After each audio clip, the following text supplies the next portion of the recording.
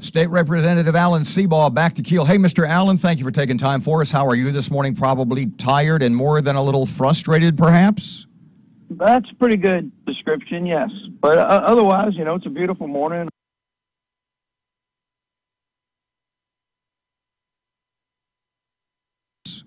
That's a pretty good description, yes. But otherwise, it's a beautiful morning.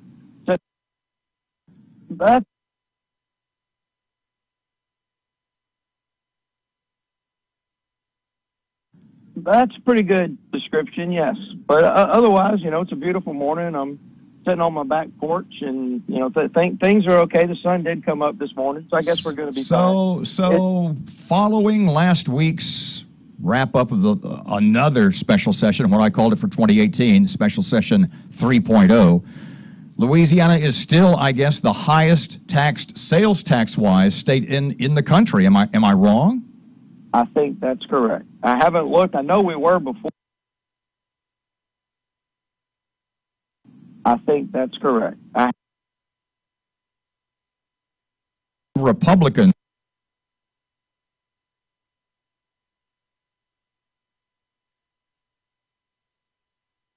In the beginning, in February, we had the money to fully fund TOPS. He just didn't want to because TOPS was the kicker that got him that picked up 5 or 6 votes that he needed to get to 70 votes to pass that tax. So it was blackmail.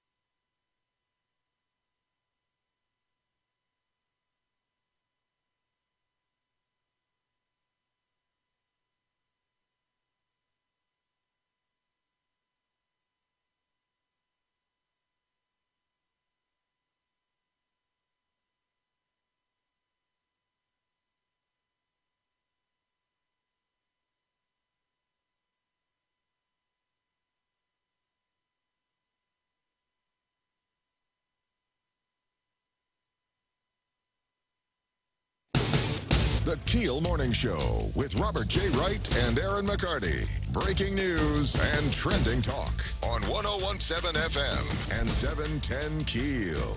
Good morning. It's 6:03. There we go. Oh, it's going to be that kind of day, is it? Robert and Erin. Erin's got local news. She's getting ready right now. What you got, kid? It soon could be legal to walk around downtown with an open container. We'll have more on that. Also, the MPC meets to talk about the executive director.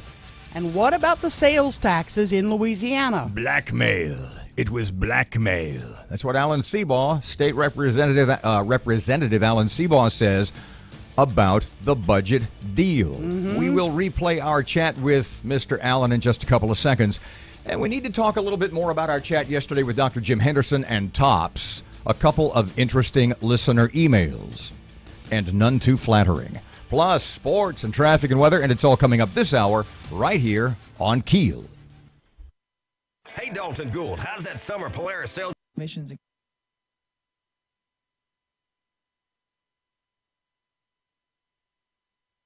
Executive Director Mark Sweeney's had the contract.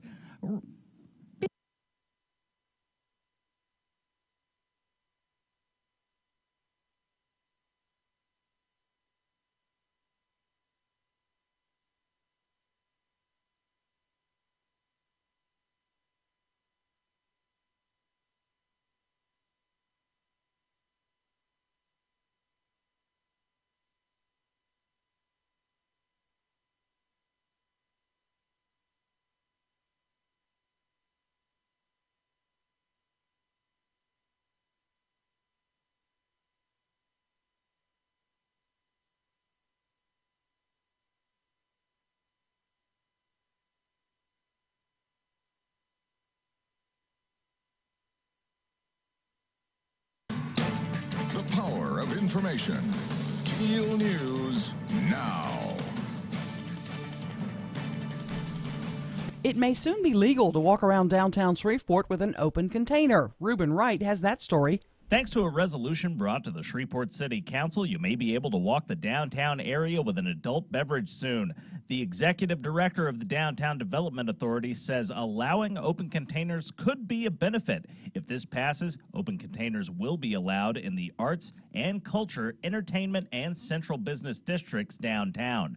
From 101.7 FM and 710 KEEL, I'm Reuben Wright. The MPC's executive director's contract scrapped for now, but he's still employed.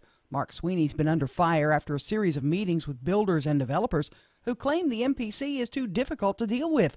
The MPC has until November to renew his contract. Bossier City Animal Control under fire. Now, no strays or owner surrenders are being accepted at the animal control after the mayor requested an investigation into complaints of inhumane euthanasia practices. This comes after the initial complaint in May, followed by several calls from concerned citizens. There's currently no date set for reopening. Higher education avoids cuts with the passage of the 4.45% sales tax. Commissioner of Higher Ed, Dr. Kim Reed, says a mobilization of students helped push the bill over the finish line. The students did a phenomenal job of sharing their top stories. The SGA leaders rallied. Students at LSU and Southern worked their phone banks. Reed says now that the system has stabilized, they can get to work on building on their recent successes. Scott Drinkard from the Tax Foundation says Louisiana residents will still top the list in the nation for our sales tax. Louisiana residents will still be paying the highest combined state and local sales taxes by 1/100th of a point, so just barely. The average rate will be 9.47%, which is just ever so slightly ahead of Tennessee. But Drinkard says Louisiana does have lower property taxes and income taxes than many other states. Shreveport Representative Alan Seabaugh is taking issue with the governor's claim that this is a tax cut, just because it means a half-cent lower sales tax than Louisiana had last year. If the bill doesn't pass, your state sales tax rate is 4%. The bill passed, so it's 4.45%. That's a tax increase, no matter how you slice it or dice it. Seabaugh believes many Republicans were strong-armed or bribed into supporting legislation that he says is a tax increase. Shreveport Police Department's pastors on patrol heading up their monthly prayer vigil on Thursday. It'll take place at Airport Park on June 28th at 5 o'clock. Congresswoman Maxine Waters not apologizing for telling people to protest and push back on members of President Trump's cabinet when they appear in public. Waters says she supports peaceful protest, and she's often on the other end of it. I don't cry about protests. People protest me all the time. People come to my district office. That's their right. The only time I have anything to say about protests is when they threaten to kill me. Then I turn that in. But otherwise, protest is the American way. The controversy started when a Virginia restaurant refused to serve White House Press Secretary Sarah Sanders because she works for the Trump administration. Russell Crowe will play Fox News Channel founder Roger Ailes in a coming Showtime series. Ailes was CEO of Fox for 20 years before sexual harassment allegations against him forced his resignation. I'm Erin McCarty on 101.7 FM and 710 KEEL.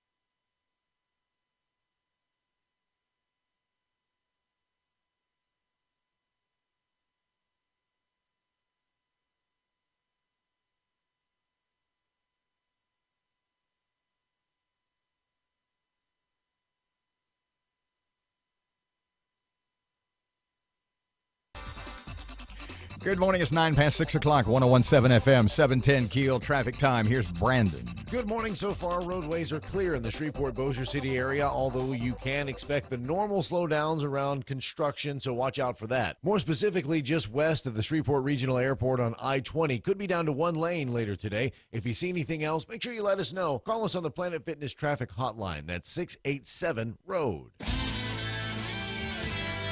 Your AccuWeather.com forecast, sunshine and some clouds today, high up to 97. Clear tonight, low 76. Tomorrow, partly to mostly sunny, high again 97. With your AccuWeather.com forecast, I'm meteorologist Steve Travis.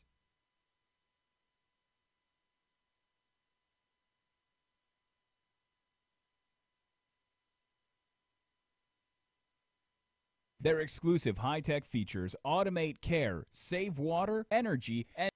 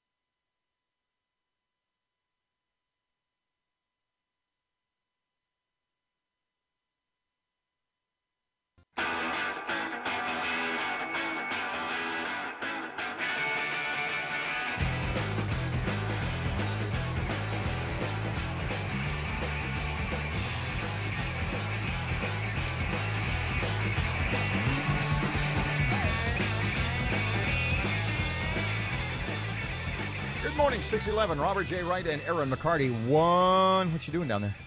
I'm just getting my phone out. You expecting a call? You never know. With me, you never know. 101.7 FM, 710 Keel. Sometimes it's even work-related. Oh, my battery's low. Huh? My battery's low. Battery? What is it? Battery? Like I said, my battery's low. Okay.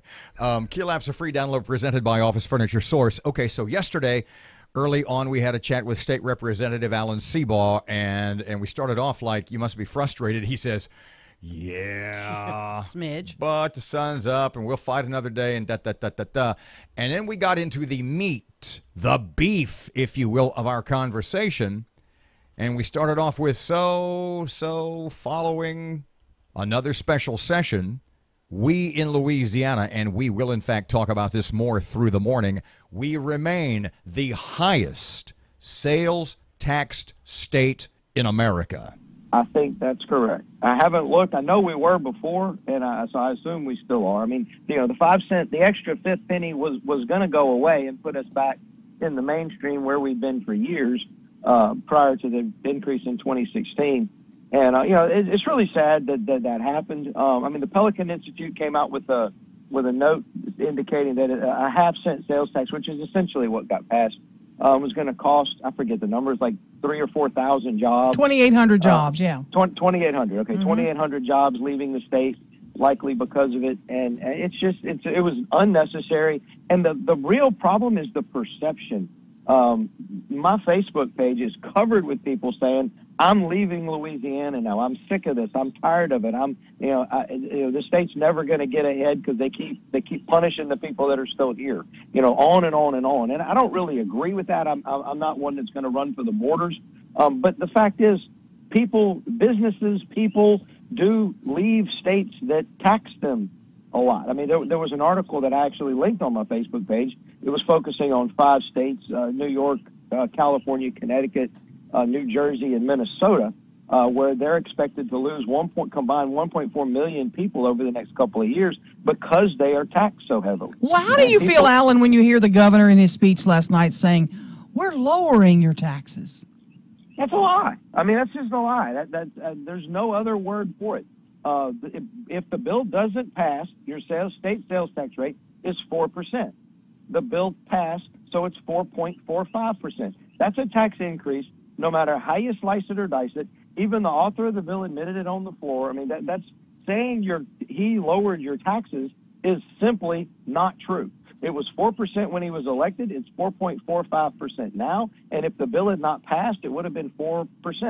So there's no truth in that statement at all. You know, I talk all the time, and I refer to you guys as the Trinity of No, and I say that with all the respect in the world. It's you and Dodie Horton and Raymond Cruz, and the three of you guys voted no, no, no again. Hooray for you. But I'm looking at the list, and it's the number of Republicans that backed this increase. It's not unsubstantial, is it? No, it's more than half of the delegation voted for it. I mean, the speaker voted for it. It was essentially what happened over the course of the first special session. We won substantially. The second special session, it was closer, and they just picked people off one at a time here or there. How'd they do that, Alan? Did they make them promises? Great question. Yeah, they threatened to veto projects, road projects. They promised things to people in their areas. Several of those people want to run for other jobs, so they promised to capital outlay projects. They promised to hire brothers-in-law. I mean, there's a lot. There was a lot of behind-the-scenes stuff going on, and one by one they picked people up, and they didn't have to pick up that many. Have you suffered as a result of your opposition? Are you losing projects? What's this going to hurt you? I don't ask for projects. I mean, I ran for office on not doing that, and no earmarks and no special projects. I've supported two projects in my career. That was the crime lab and the engineering building at Louisiana Tech.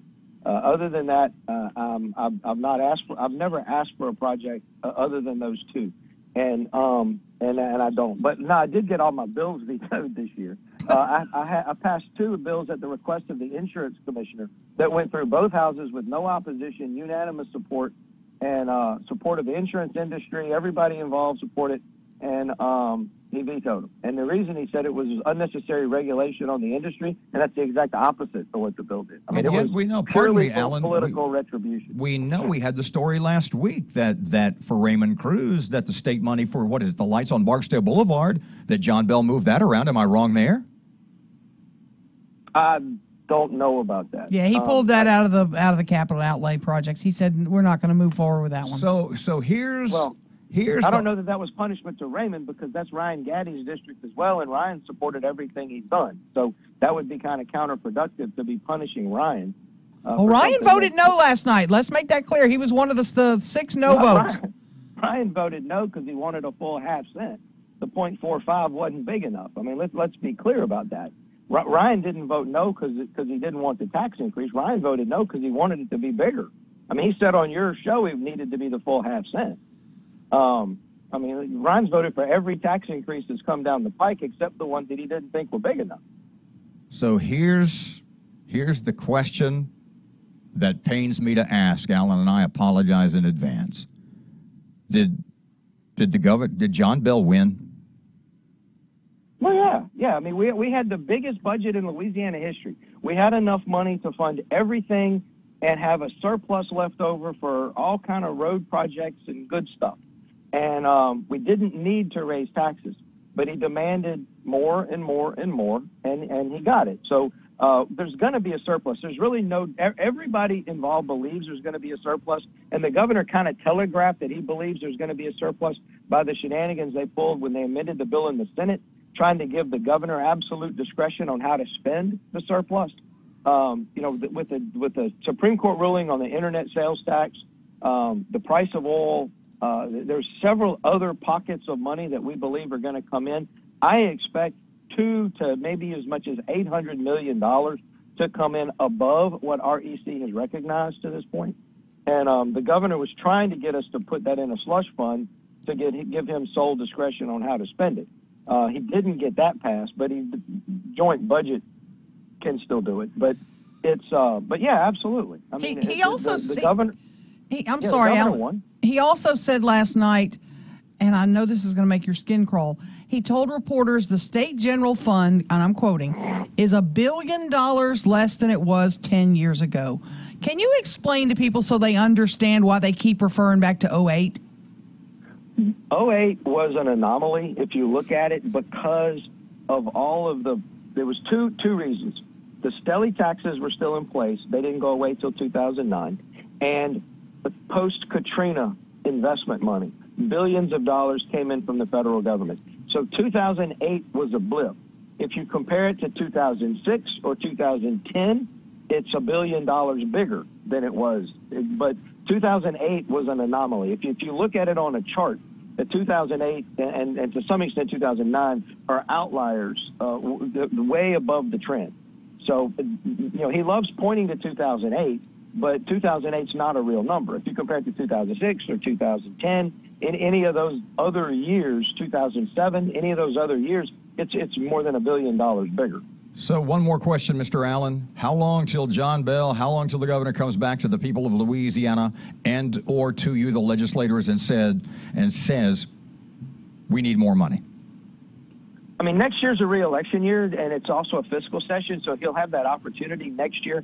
I will be surprised if they have this fight next year in a re-election year. In fact, I think the fight ought to be to repeal this 0.45 cent that just passed next year, because there's going to be a surplus. There's going to be proof that it's not necessary and that we ought to give it back to the people of Louisiana. The fight next year ought to be to repeal that. I don't know if that'll go anywhere, but I doubt very seriously that he hits too hard for tax increases in a re-election year. But, he surprised me a lot with his lack of political acumen and some of the stuff that he's done. I mean, his approval ratings have taken a serious hit this year because people have finally figured out who he is. And the bottom line is he's making the other Governor Edwards look conservative. He is the biggest tax and spend liberal governor Louisiana has ever had, and it's not even close. And the state is absolutely suffering from an economic standpoint and from a morale standpoint. People in Louisiana are starting to, 5 years ago, people weren't running for the exits. They are now. And, I mean, I saw two polls put out by moving companies, Allied Van Lines, and I forget who the other one was, and showing states. And we're the only southern state that there's more people moving out than in. We're the only southern state losing population. We're also coincidentally only the southern state, the only southern state with a liberal Democrat governor that keeps raising taxes. That's not a coincidence. People are running to states like Texas and Tennessee and Florida that have no income tax, or North Carolina or others that have recently lowered their taxes. Businesses are going to move to states that treat them better, not states that try to tax them into oblivion. And it's simple economics, and it's been proven over and over and over again. And the governor refuses to learn the lessons of history. He's trying to tax Louisiana into prosperity, and it's just not going to work. And all you do is you demoralize people, and you cause businesses to leave. You chase investment away. The college students are all now running for the borders. The only reason TOPS funding was ever in jeopardy is because the governor didn't want to fund it. We had the money in the beginning. In February, we had the money to fully fund TOPS. He just didn't want to because TOPS was the kicker that got him that picked up 5 or 6 votes that he needed to get to 70 votes to pass that tax. So it was blackmail.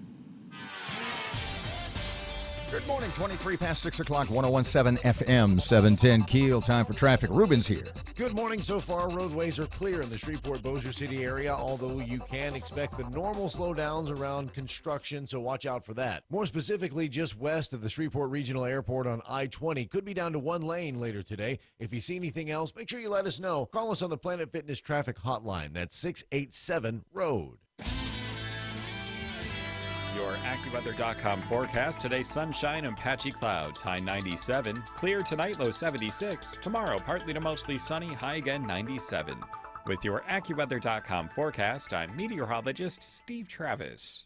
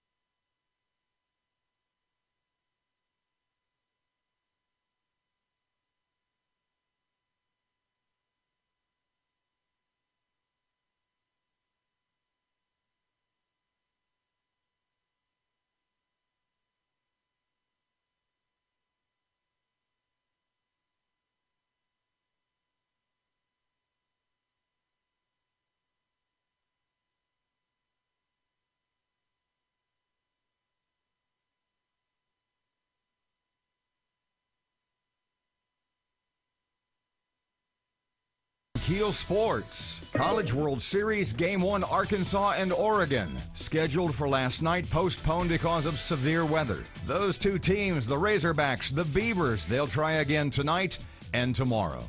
World Cup soccer, Spain and Morocco tie at 2. Portugal and Iran 1 apiece. And Saudi Arabia 2-1 over Egypt. A surprise to some last night. LeBron James not the NBA MVP. Nope, that went to Rockets guard James Harden. He was named the most valuable player. He led the league in scoring, three-pointers, and 50-point games. Former LSU guy Ben Simmons from the 76ers, Rookie of the Year. Clippers Lou Williams, 6th Man of the Year. And Toronto Raptors boss Dwayne Casey, Coach of the Year. And get ready for a few days of interleague Major League Baseball play. That includes tonight's game in Arlington. San Diego visits the Rangers. That's sports on 101.7 FM and 710 KEEL. Starts.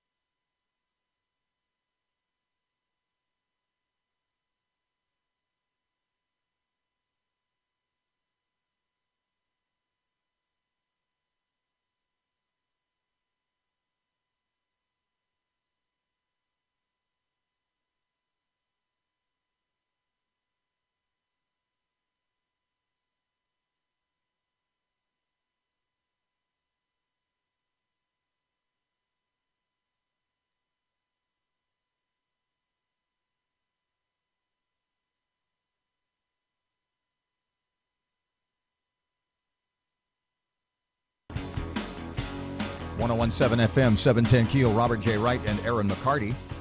World Cup soccer yesterday. Let me see. What a day it was. Yeah, a lot of ties, and then there was one win. Okay, so here's the story, because you follow this World Cup stuff really. Oh. Okay.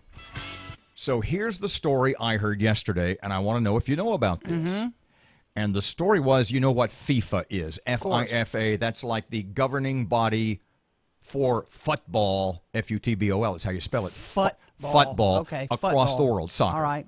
And they have a history, a rather extensive history as being one of the most corrupt organizations.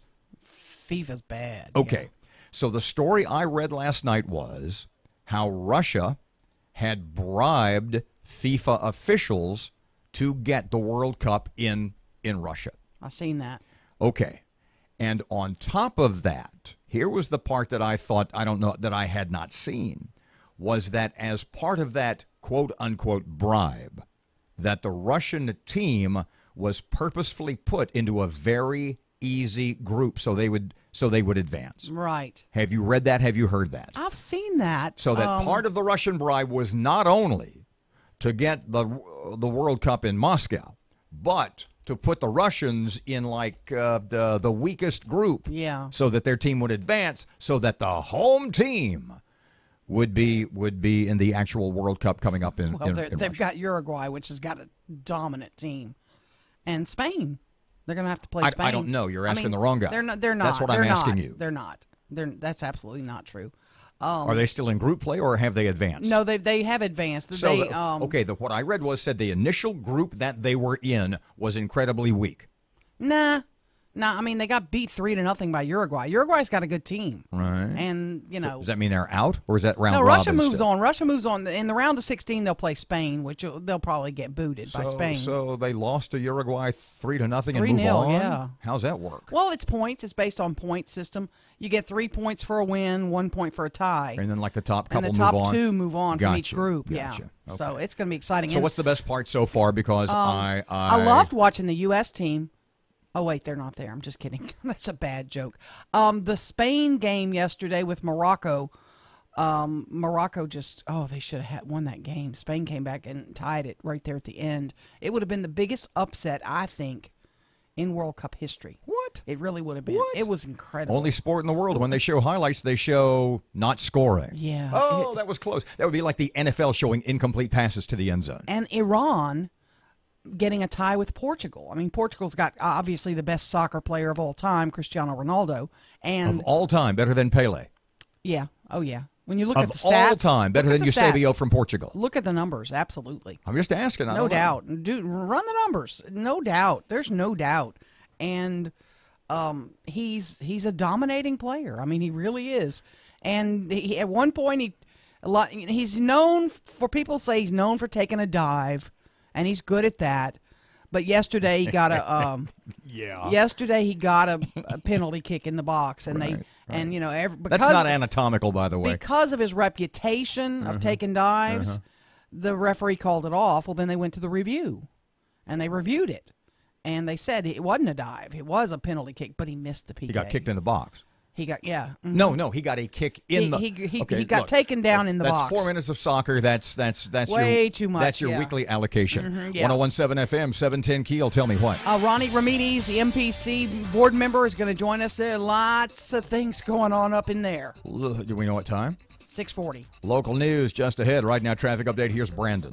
Good morning. So far, roadways are clear in the Shreveport-Bossier City area, although you can expect the normal slowdowns around construction, so watch out for that. More specifically, just west of the Shreveport Regional Airport on I-20. Could be down to 1 lane later today. If you see anything else, make sure you let us know. Call us on the Planet Fitness traffic hotline. That's 687-ROAD.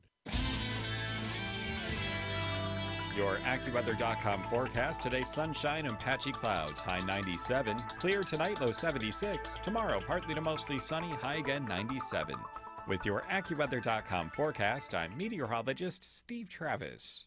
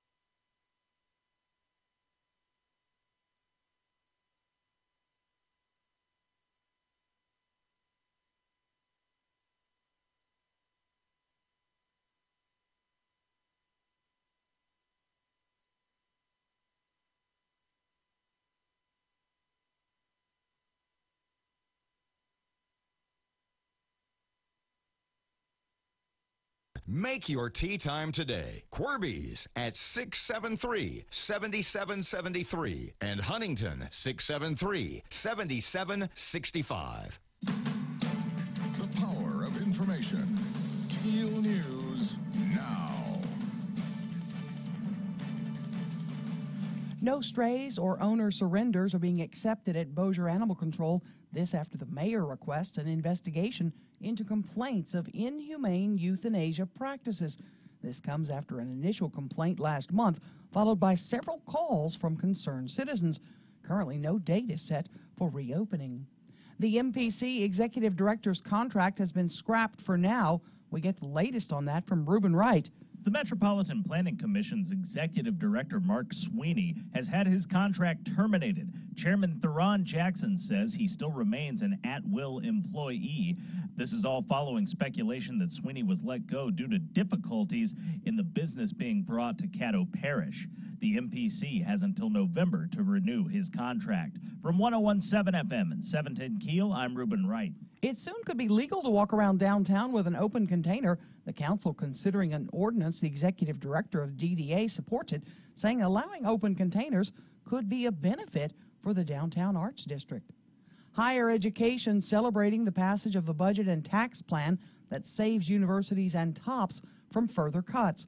Higher Education Commissioner Dr. Kim Reed says it shouldn't deter lawmakers from continuing funding, even though there have been lots of funding issues over the years. It's the right problem to have. It has been very clear that the TOPS program has incentivized students to increase their academic preparation.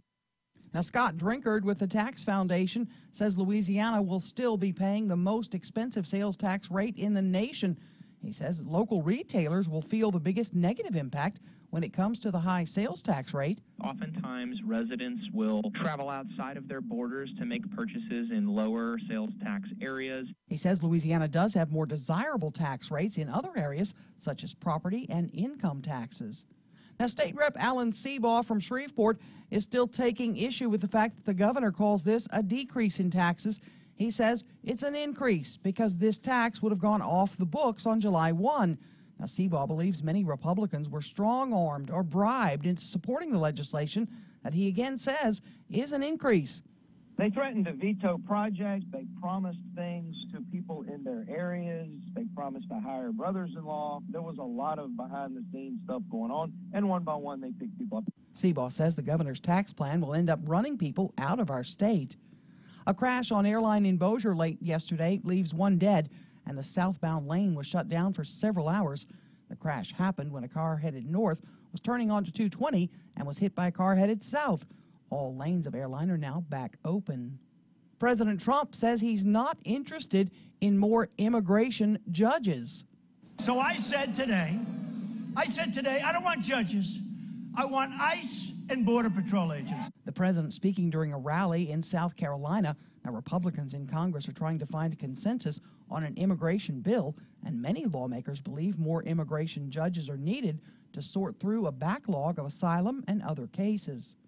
2 firefighters shot during an early morning blaze Monday.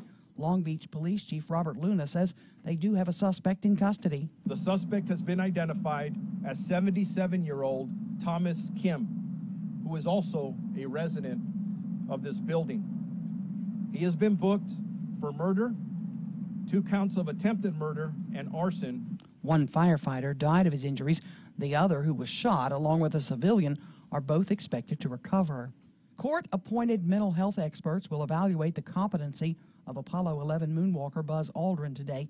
2 of his 3 children are trying to become his guardians, claiming he suffers from memory loss and confusion. I'm Erin McCarty on 101.7 FM and 710 KEEL.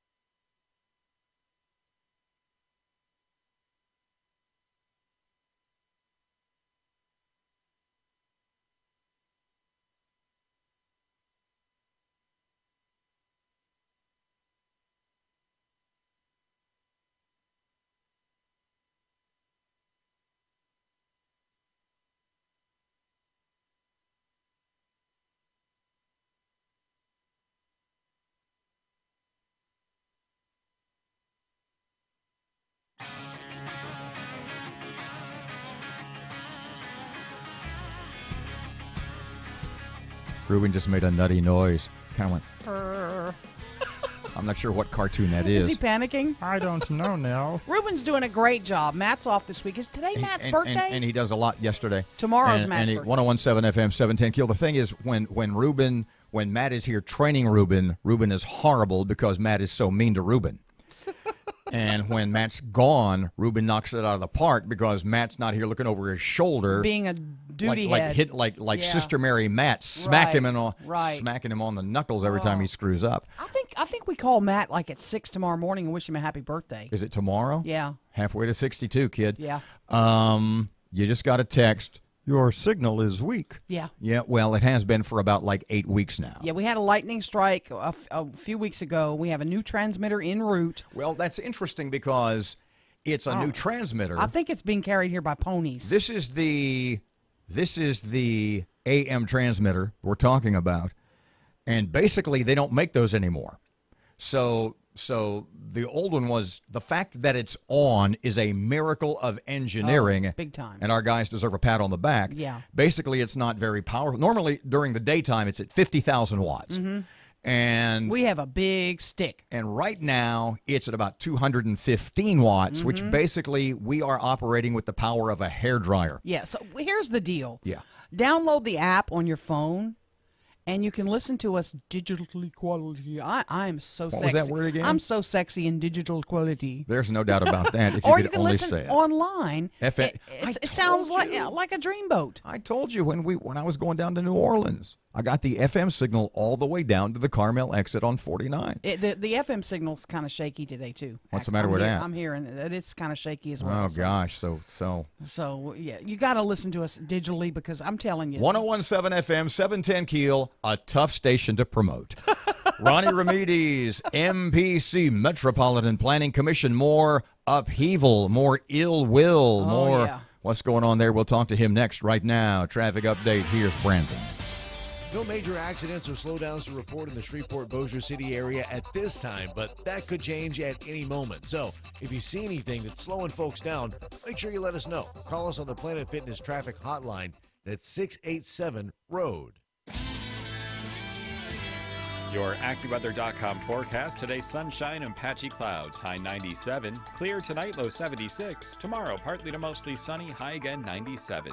With your AccuWeather.com forecast, I'm meteorologist Steve Travis. This is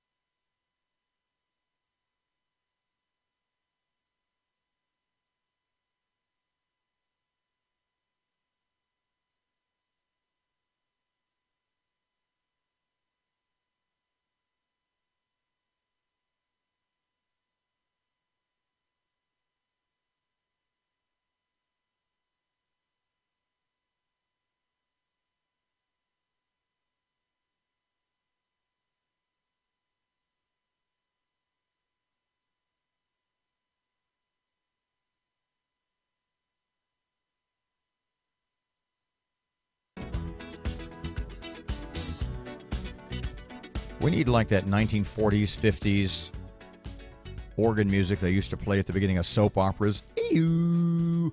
One commission to metropolitanize. 1017 FM, 710 KEEL. Robert J. Wright and Erin McCarty. Ronnie Remedies, Metropolitan Planning Commission member, is here. Hey, Mr. Ronnie, welcome back to KEEL. Hey, good morning, Erin, Robert. Hey, Ronnie, you had I'm hearing you had a behind closed doors meeting to talk about MPC Director Mark Sweeney's contract. What can you tell us about the meeting? How'd it go? It actually went very, very well. As I told someone else yesterday, many of those MPC meetings are like that really tough fight that you have with your spouse once every couple of years. It seems that lately it's been like that every month. But yesterday was a different tone, and it seemed more constructive. It seemed to everyone, regardless of their opinion, to work toward a solution. So although it was 2 hours long, I feel like it went pretty well. The problem to which you seek a solution is, correct me if I'm wrong, the automatic renewal of Director Sweeney's contract, which I guess a lot of people go, well, not necessarily so. Am I right? Well, yeah, Mr. Sweeney's employment was it was at will. He wasn't protected by a contract, which you see many times in the private sector. We voted to allow the current contract to expire October 1st, and I believe that they'll be coming forth with just any changes that we would like to see, or that Mr. Sweeney would like to see at this point, and any changes to his employment. Pardon me just a second, Ronnie. I've got a contract with my company, and if they say to me, hey, bub, we don't think no, we're not going to renew your contract, that sort of says to me that the writing's on the wall. Is that the case here with Mr. Sweeney? Well, I hate to see that. I hate to say that. The executive director is always going to be at the pleasure of a majority or 5 members of the MPC. Now, regardless of my opinion, specifically to yesterday, all that we did was not renew the current contract, and he will work under his old contract, or the current contract renews October 1st. But there's a 90-day clause that you have to make a decision 90 days out. So what we did yesterday was to just voted to not go into not renew the current contract as of October 1st. Was this a unanimous vote, Ronnie? It was not. It was not. There was 5 members that voted not to renew the current contract, and then there was 4 members that voted to keep the current contract. So to renew that contract. So you have gained some momentum on your side. I mean, you and I have talked about this a long time, and Mr. Sweeney apparently had several of the MPC members that were going to always support him no matter what. You've kind of swayed some members now? Well, I wouldn't say that, and I want to be very, very careful to accurately depict what their vote was for yesterday, which was we had some actually a few members decided on this specific subject to change their vote. So what they were in favor of is keeping this had nothing to do with Mr. Sweeney's employment per se, day-to-day employment. What this is a current contract as written, not to renew. So basically, what I took away was that it was a day-by-day, just like every other department head in the parish government, and his compensation or insurance or any of the other things that he enjoys would not change right now. But there wouldn't be really a contract in place where anyone, whether it be an elected official that funds the MPC or any of the executive branch in the city would not feel like there was any sort of protection. It was, you kind of eat what you kill every day, just like every one of us have to do, right? You guys have to do the same thing. Well, Ronnie, just a little background for people who don't know. What has Mr. Sweeney done to engender the ill will, if you will, of the occasional majority of the MPC? Well, it's been a long road, and there's been quite a bit of complaints, and you almost know what's coming when you get into a room with the developers or any of the construction community, because it's just become, not that anyone has expressed any sort of objection to the higher standard, but it's the speed in which applications pass through the office, and just the non-flexibility, and the really sometimes not using a common sense approach when it's best for getting the business going, getting the building, the construction going, and moving economic development forward.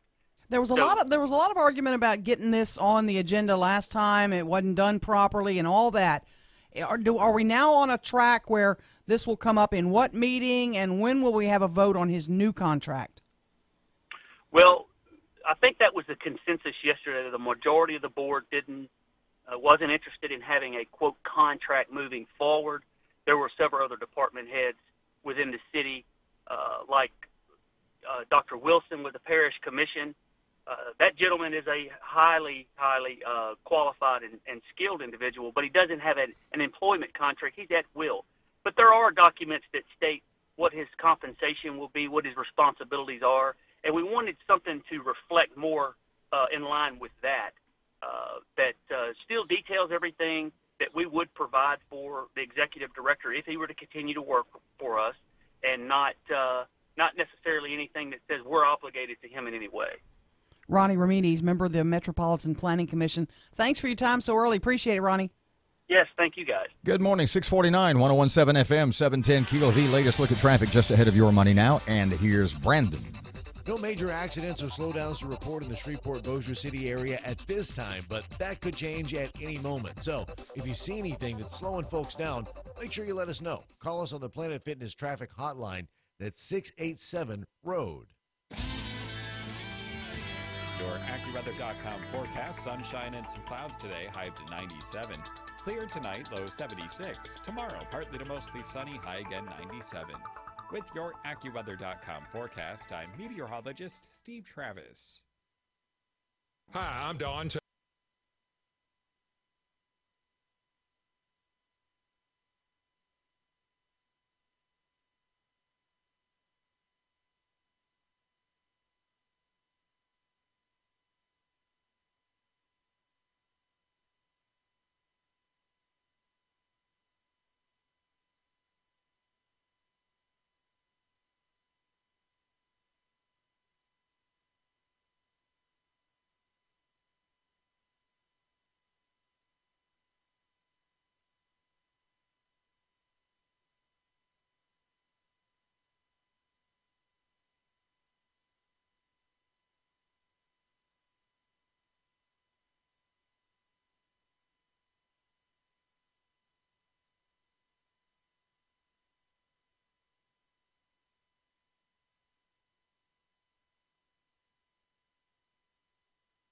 KEEL.com.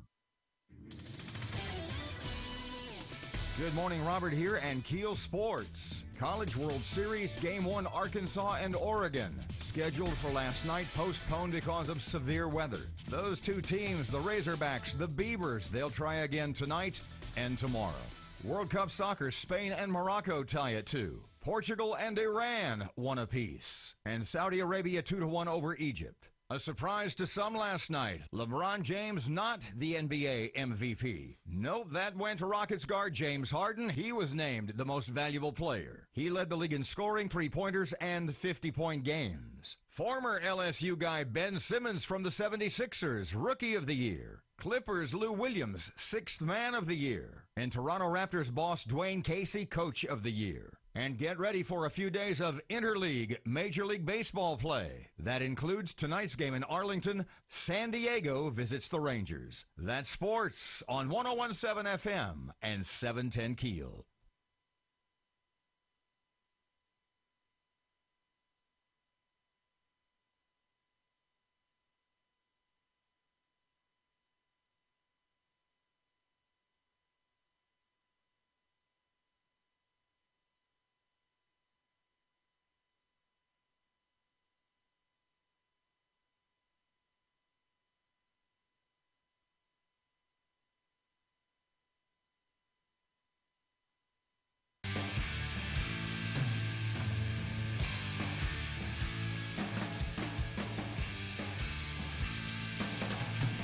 .117 FM, 710 KEEL. Robert J. Wright and Erin McCarty. Do we really have, what time, Senator John Kennedy? Yeah, he's joining us at 8:35. He's going to Russia. He may already be in Russia. I'm not sure. So he could be calling us this morning from Russia? Ruski, yes. There were sound bites on like national news yesterday that he's going to. You can't say that word. That's racially. What? That's not racially insensitive. It is nationality-wise. That's insensitive. Oh, what? Seriously? Ruskies. Crowd. Why don't you Give just me call some vodka. Why don't you been Can watching I say vodka? No. I can't? It'd be like calling German people Krauts like in World War II movies. You can't do that anymore. Gosh. Okay? Jeez. It's Okay. 2018. Let's Russians. be a little sensitive. Russians. Okay. Are they Russians? It's a Is little that better. okay? You can call them whatever you want, just But not that. Ruskies. Okay, you can call them the damn Russians. The damn Russians. Yeah. Okay, yeah. That'd be all right. The Putinites. I beg your pardon? The Putinites. That's another story for another day.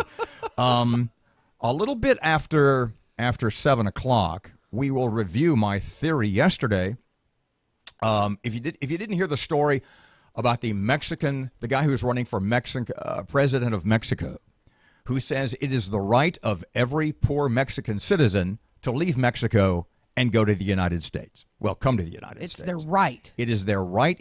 Well, hold on. I've got a minute or so. Let me read. Mexican presidential candidate Andres Manuel Lopez Obrador has declared mass immigration to the United States is a human right for all Mexicans. And quoting his speech, and very, very soon, after the victory of our movement, we will defend all the migrants on the continent and all the migrants of the world. Now, imagine running for president of a country, and your stance is, the cornerstone of your campaign is, hey, all of y'all poor people, get out of my country. If I win, I want to kick the poor people out. I will help you get out of the country. Right. And it is your right as poor people to get out of this failed narco state that is Mexico and go to the United States where you can get free stuff. Mm-hmm. And the scary thing about that is there's a major political party called the Democrats who think that's an awesome idea. Yeah, come on. We'll pay for your school and your health care and your food, and we'll give you a house. Yeah. Come on. Oh. Now, as I explained yesterday, this does have something to do with the mayoral race in Shreveport, and we will review. I think it's a great tie-in. I think it's an awesome tie-in. Coming up just after 7. 6:56, here's Rush on KEEL. Over the weekend, Texas Democrat Congressman Joaquin Castro went to a temporary detention facility for the children of illegal border-crossing parents. Joaquin Castro admitted the kids are being properly cared for, but he called the facility part of a morally bankrupt system. Now, Democrats like Joaquin Castro encourage illegal immigrants to pour into our country by promising sanctuary from American law. These same Democrats fight tooth and nail to make American taxpayers house, feed, educate, and deliver health care to those who have no legal right to be here. We're guilty. They're innocent. And when U.S. citizens call for America's laws to be respected and enforced, Democrats like Joaquin Castro call them racists or bigots, maybe even xenophobes.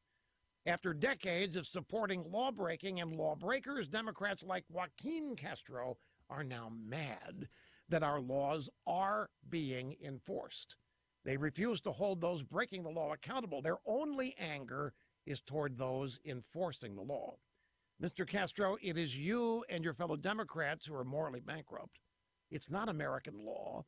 It's not American compassion. It's not the American people. It's you who have lost your respect for the rule of law and American law.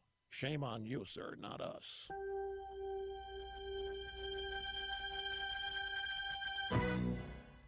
If you were fumbling around in the dark and somebody handed you a flashlight, you'd take it, right? Shouldn't it be the same when it comes to spotting threats to your identity and the data on your devices? The digital world is so full of connections, it may only take one weak link for criminals to get in. Now, fortunately, new LifeLock identity theft protection now adds the power of Norton Security to shine light on the threats to your data today.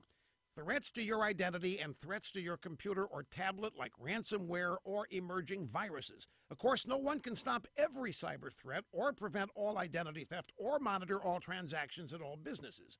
But new LifeLock with Norton detects a wide range of threats that you may not see on your own. Join now and get an additional 10% off your first year. Just go to lifelock.com and enter the promo code RUSH. That's lifelock.com. Remember, enter my name, Rush. That's when the magic happens.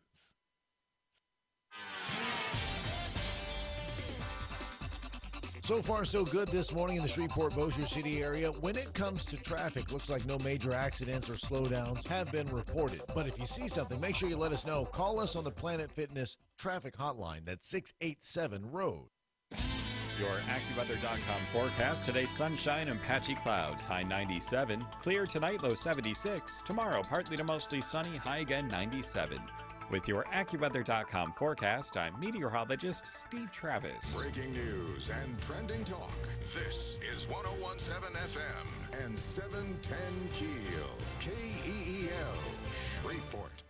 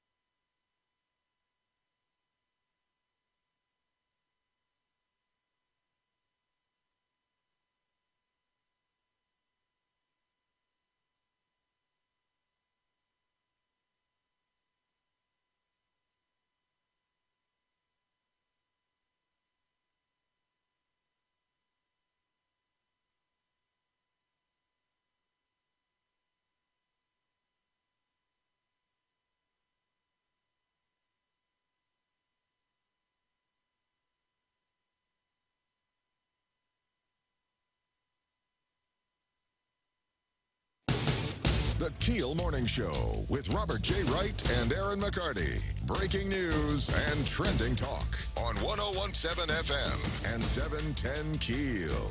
Good morning at 7:03. Robert and Erin, 101.7 FM, 710 KEEL. The KEEL app is always a free download from Office Furniture Source. Down yonder, Erin's got local news getting ready. Bossier Animal Control under fire today. We'll talk more about that. Fatality crash on Airline Drive. And let's take another look at the sales tax in Louisiana. Speaking of that Bossier animal control thing, is that Facebook sign, that not a meme, that photo on Facebook real that says, like, we're closed down, we're not taking any? Is that real? Do you know anything? Really? That's what the story's about. And oh boy. And I'm trying to get a sign from the city. Yeah. You know, we have the Godzilla sign. Right. And I want the 71st Street sign. 71st. I want the 71st Street sign. Can I please have that? I wonder if it's even still there. I hope I can have it. Plus sports and traffic and weather, and it's all coming up this hour right here on KEEL.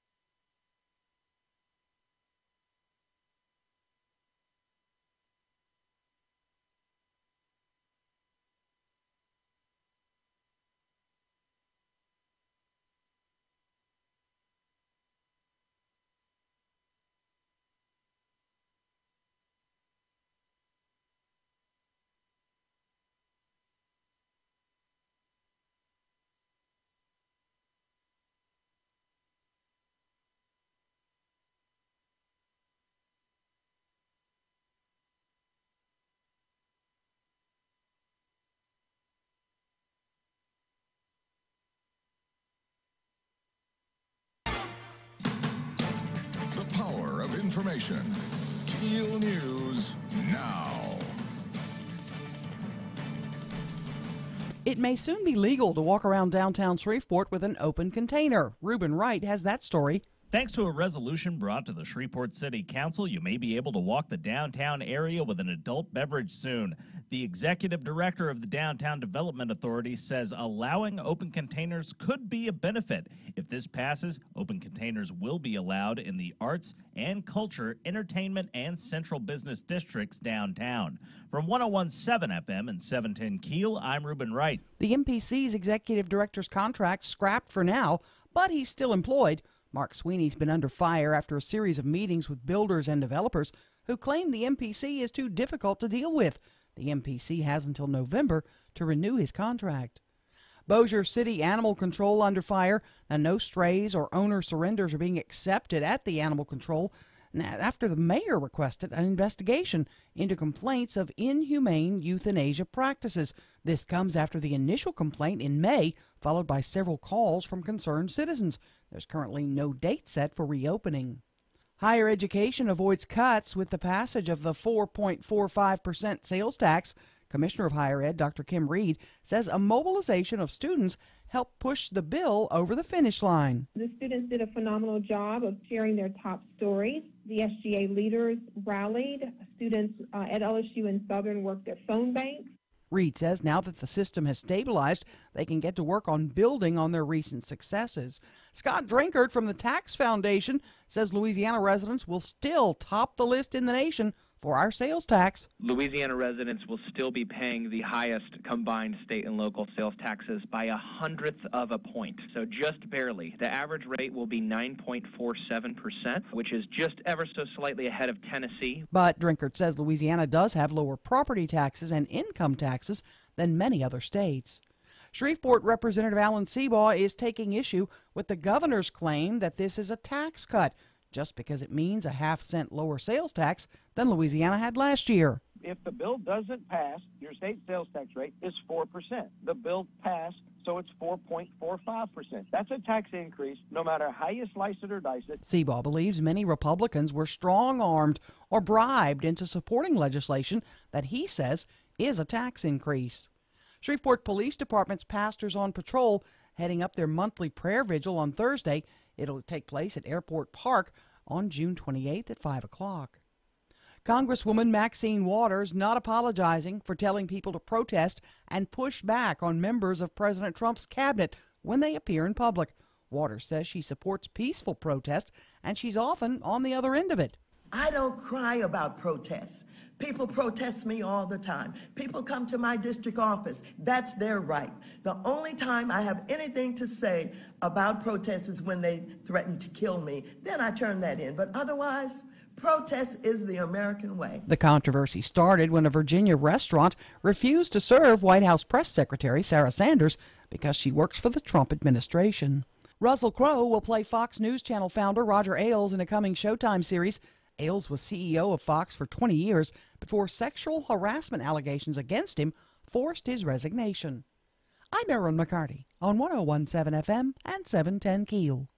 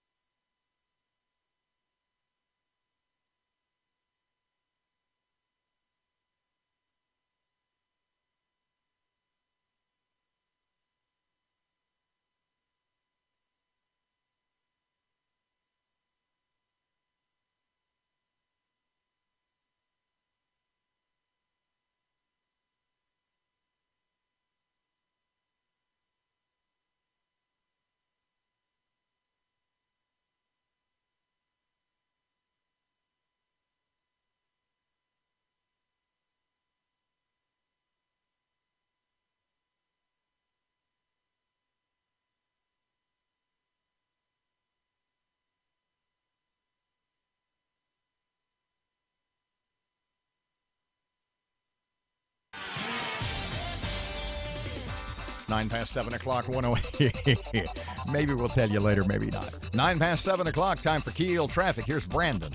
No major accidents or slowdowns to report in the Shreveport Bossier City area at this time, but that could change at any moment. So If you see anything that's slowing folks down, make sure you let us know. Call us on the Planet Fitness traffic hotline. That's 687-ROAD. Your AccuWeather.com forecast. Today, sunshine and patchy clouds. High 97. Clear tonight, low 76. Tomorrow, partly to mostly sunny, high again 97. With your AccuWeather.com forecast, I'm meteorologist Steve Travis.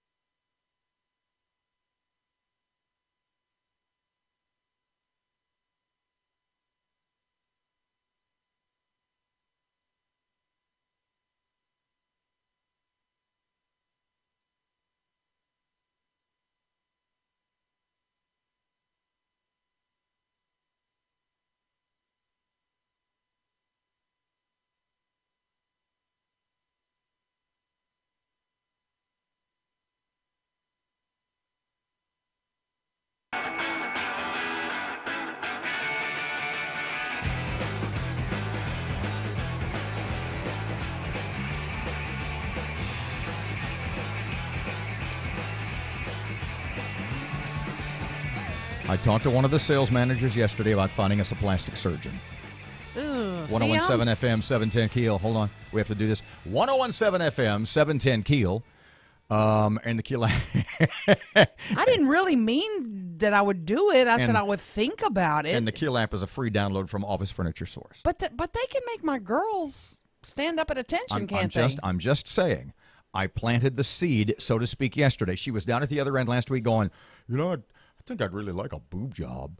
And so I took you at your word. Did you really? And You went brought down it up. to sales We department? have a standard policy here, and I'm not making this up. Man. That if there's something you want, you go talk to one of the sales managers about it, and they try to work an endorsement deal for you. Right. And they buy a few spots, and then we do, instead of getting a talent fee for the commercials, we actually do it for their services. Yeah. And you said, I'd really like to have a boob job. So what I did was I took you at I said, I'll go talk to him for you. I'll run interference because there's things I want to have done too. Yeah. Not involving my hairline. And the point is, You need a boob job too? I went down there, well, in a circuitous way, yes. So I went down there and I brought it up, and they're working on it, perhaps not as we speak. Wow. But trust me, it'll be awesome. Oh, man. Okay. I just need a place to put my beer. Mexican presidential candidate calls mass migration to U.S. a human right. We discussed this yesterday, and this was, and you know as well as I do, we walk out of here at 9, and we're here till about 10:30, 11. It just depends on what there is to do, planning for tomorrow and other stuff. Right. And then we go through our life, through the course of the day, and our family and or friends who listen, they bring up that which caught their ear. Sure. Or we get Facebook messages I or get texts. texts all afternoon. This was one of the two from yesterday. Mexican presidential candidate calls mass migration to the U.S. a human right. Mexican presidential candidate Andres Manuel Lopez Obrador declared mass immigration to the United States a human right for all Mexicans and Central Americans during a speech on last Tuesday. Basically, what he's saying is, this is a guy who's running for president of Mexico, and the cornerstone of his campaign says, I want to get all the Mexicans out of Mexico. I mean, isn't that it? Yeah, pretty much. Or at least the poor ones. Right. I've got a way that I can double the median income of Mexico in 6 months. I'm sending the poor people to the USA. Oh. They have a right to be here. Come on, Robert. That's what he says. Here's the quote from his speech. And very, very soon, after the victory of our movement, i.e., getting all the poor people out of Mexico and into the U.S., we will defend all migrants on the continent and all the migrants of the world. I think I know what that means. In other words, once you're to the U.S., once you're in the USA, you can't come back. Yeah. You can't come back to Mexico. You're done. all Mexicans must have the right to flee their towns and find a life in the United States. That's his speech. He then declared Mexican migration to the United States a human right that must be defended. So, basically what the guy is saying, his campaign, the cornerstone, again, I say, of his campaign, is to get all the poor people out of Mexico and send them to the USA.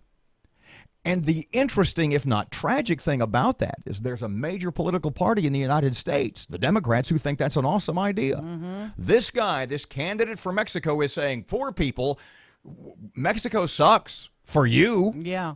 Get the hell out. It's better for you over there. Go to the USA. They'll pay for your health care, They've your got education. health care and food and housing and education. It's an awesome place. Hit the road. Go, go, go, go, Here's go. a bus ticket. And they'll welcome you, at least the Democrats will, because they see you as a permanent underclass who can come into the country and eventually become citizens and vote and wipe out the Republicans. Now, here's where I made an interesting swerve yesterday. I said, what does that have to do with the mayoral race of Shreveport? And I said, can you imagine a scenario? Because this is exactly the same thing. Yeah. Can you imagine a scenario where a candidate for the office of mayor in Shreveport says, I figured out a way to double the median income of Shreveport. I figured out a way to solve our poverty problem. I figured out a way to solve most of that which ails our community. And I'm sending them to Bossier. Ooh. All poor people, here's your ticket to Bossier. Go to Bossier. I got housing for you. Now, that's an interesting point. Now, imagine, as ludicrous as that sounds, as just stupid, there's people right now spitting at the radio. Yeah. What? Send all the poor people in Shreveport to Bossier? We don't want them. No, we don't want them. What if a mayoral candidate for Shreveport, we can't take care of you? Yeah. We can't take care of you. Your future here is horrible. It's awful. You're not going to thrive here. If you ain't making money now, you ain't making money ever. Go to Bossier, you'll thrive. And what if there were people in Bossier? What if there was a political group in Bossier that said, you know what? We should take all the people from Shreveport, and we should give them free housing and health care and food and let them go to our schools. Because they'll vote for us. What if that... Doesn't that sound insane? And yet, that's exactly the same situation that is going on here in the USA. It's an interesting correlation. And what if you lived in Bossier and you were against that? What if you were in Bossier saying, build a wall on the Jimmy Davis Bridge? Build a wall. Put acid in the Red River. We can't take... But what if you thought that was a bad idea, that all the poor people from Shreveport should go to Bossier, and as a result, you were called a bigot and a xenophobe and a hater? Oh, Bossier's full of haters. Yeah. Yeah. What's wrong with you? Hater. Don't you see the humanitarian need? You should open your arms and welcome those Shreveporters. And help pay. And help them. They're a little down on their luck. Now, as idiotic. You have no loving heart. As idiotic, as ludicrous, as insane, as downright freaking stupid as that sounds. We're going to take all the people in Shreveport making under 18.5, and you'll just walk over the bridge. No, and, we'll bus And them. in Bossier, they will take care of you. Yeah, Bossier's got you. As crazy as that sounds, that is exactly the situation that's going on at the border in the United States. And there's a major political party, and I dare say 30 to 40% of America, that thinks that's an awesome idea. The part you're missing about your theory is that when you get here to Mexico, and I have a lot of folks in that community, they send a lot of their money back to Mexico to take care of relatives there. So they're not spending it all in our economy, like you might hear people say that they pay some taxes, but they send a lot of their money back to Mexico. And I don't think if you left Shreveport and went to Bossier, you'd be sending your money back to Shreveport. I know 5 people that are packing right now. Yeah. 19 past 7 o'clock, 101.7 FM, 710 KEEL traffic and weather updates coming up right here. Here's Brandon. So far, so good this morning in the Shreveport-Bossier City area. When it comes to traffic, looks like no major accidents or slowdowns have been reported. But if you see something, make sure you let us know. Call us on the Planet Fitness traffic hotline. That's 687-ROAD. Your AccuWeather.com forecast. Today, sunshine and patchy clouds. High 97. Clear tonight, low 76. Tomorrow, partly to mostly sunny, high again 97. With your AccuWeather.com forecast, I'm meteorologist Steve Travis. This is Louisiana.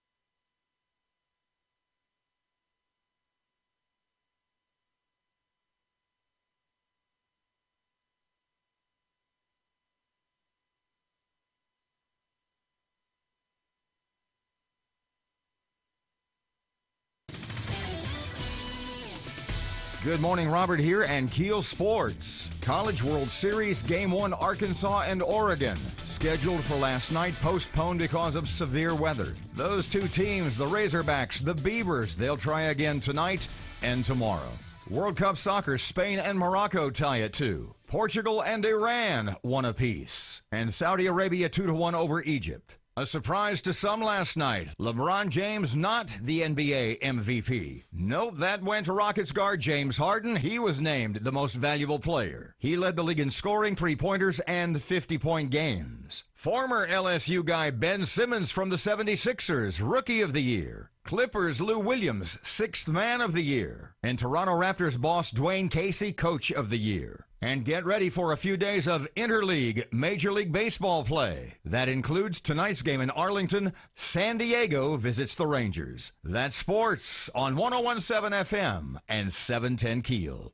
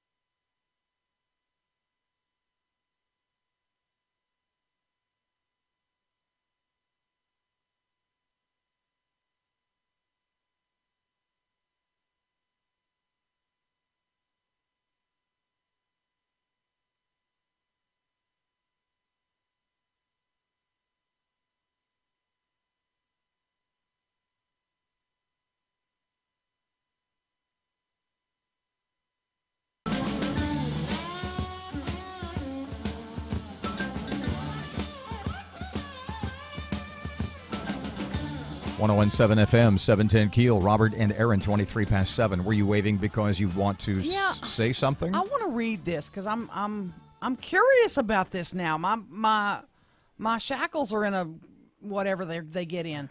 I might want to lean back. Got this. There's a little invite to go to this little shindig tomorrow at noon. Where do you think, just as an aside, do you think anybody under the age of 50 is even the least bit familiar with the word shindig? Why didn't you say hullabaloo? Hullabaloo's good too. Yeah. Elected officials to endorse Adrian Perkins. Please join city and parish leaders as they announce their support for Adrian Perkins for mayor of the city of Shreveport. What? Who in the city would come out early? Would come out at this point. Somebody who's and who in the parish yeah. would get involved in the mayor's race? Now that's a stretch at this point. Let's read between the lines of what Erin just said. Is it 2 people? Let's read between the lines of what Erin just said. What you're saying is, and you tell me no, Robert, no, if I'm wrong. What you're saying is, who's going to go out on that limb right now and endanger their perhaps appointed position or elected position or whatever position it may be? I would be shocked if it's appointed people. I mean, there's no way like anybody appointed in city government's going to show up for Adrian Perkins' endorsement. I'd be shocked if it was a parish employee. What do they bill that as? Elected officials? It says city and parish leaders. Huh. Could it be the sheriff? Could it be parish commissioners, city council members? Back to my Could original. it be business leaders? Back to my original point. Who might be willing to do that right now? And I am fascinated by that. Wow. Leaders. We haven't even qualified yet. Let's wait till we qualify, then start the endorsement train. I'm a little bit shocked that this is June. It's happening to June 27th. Are That's you tomorrow. kidding? No, we're going for a first-round knockout. Oh, boy. You think wow. I'm not joking? Hit them heavy, hit them hard, hit them early. And Here's who I've got in my camp. And Who have you got? I wouldn't be surprised to see Greg Tarver there, but that doesn't even indicate, state. That doesn't even indicate state representatives or senators. It says city and parish leaders, and it's a official press release. Well, call Adrian or Perkins for mayor. Text young Perkins and say, "Will you at least give us initials?" I'll ask. Give us a hint. Give us some initials. Come on. Yeah. We'll see. We I'll promise text we him. won't. We promise we won't call your get together a shindig any longer. Oh man, I might have to pop. But no, I'm not over there. surprised at all. Really? No, it's look. Basically, to quote the great Ted Kennedy, it's the first round of a 15-inning fight. Okay. And so no, you hit early, you hit hard. I mean, this is not exactly going for a knockout blow, but on the other hand, he's saying, okay, here's the people I've got. Here's who I think. Here's the people who think I'm the best for the job. Okay. I mean, why do you think Stephen got in? Why do you think Jackson got in? Right. Jackson didn't get in. Adrian Perkins isn't running because they think Ollie's unbeatable. It's just they think she's beatable. The yeah. point I'm making is they both detect a perceived weakness in the Tyler administration, in the Tyler chances for re-election. I mean, look back honestly. Look at me. Look back at other two-term mayors over the last 20 years. Sure. Okay? Bluntly put, what end of first-term mayor can you think of? Glover, Hightower, keep going back. Can you think of another wrapping up their first-term mayor that had the degree of competition, the degree of challenger that Miss Ollie faces? Nobody had this much. Nobody had this many challengers. With pretty stellar records and backgrounds. I mean, well, for the not most only part. that, with the backing, it's.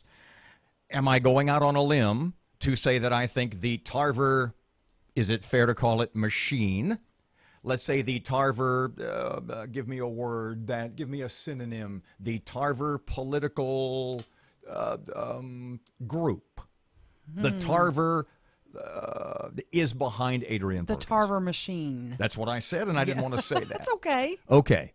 So it's fair to say that the Tarver machine is behind Adrian Perkins. Absolutely. Is it fair to say that the Glover machine is behind Stephen Jackson? That's fair. Okay. So if that's the case, can you think of another mayoral candidate wrapping up their first term over the last 2 decades that is facing the kind of opposition that Ollie Tyler is facing?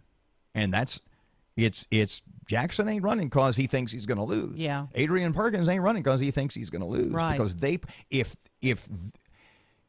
I got some initials. What? Did you just text somebody? I got some initials, yeah. What are you talking about? Who's going to be there tomorrow? At the Adrian Perkins Yeah. hullabaloo. Yeah, shindig. What? OJ. What? OJ. Okay, wait just a damn second. He's not coming Not back. that OJ. Oh, woo! Let's go to break. Okay.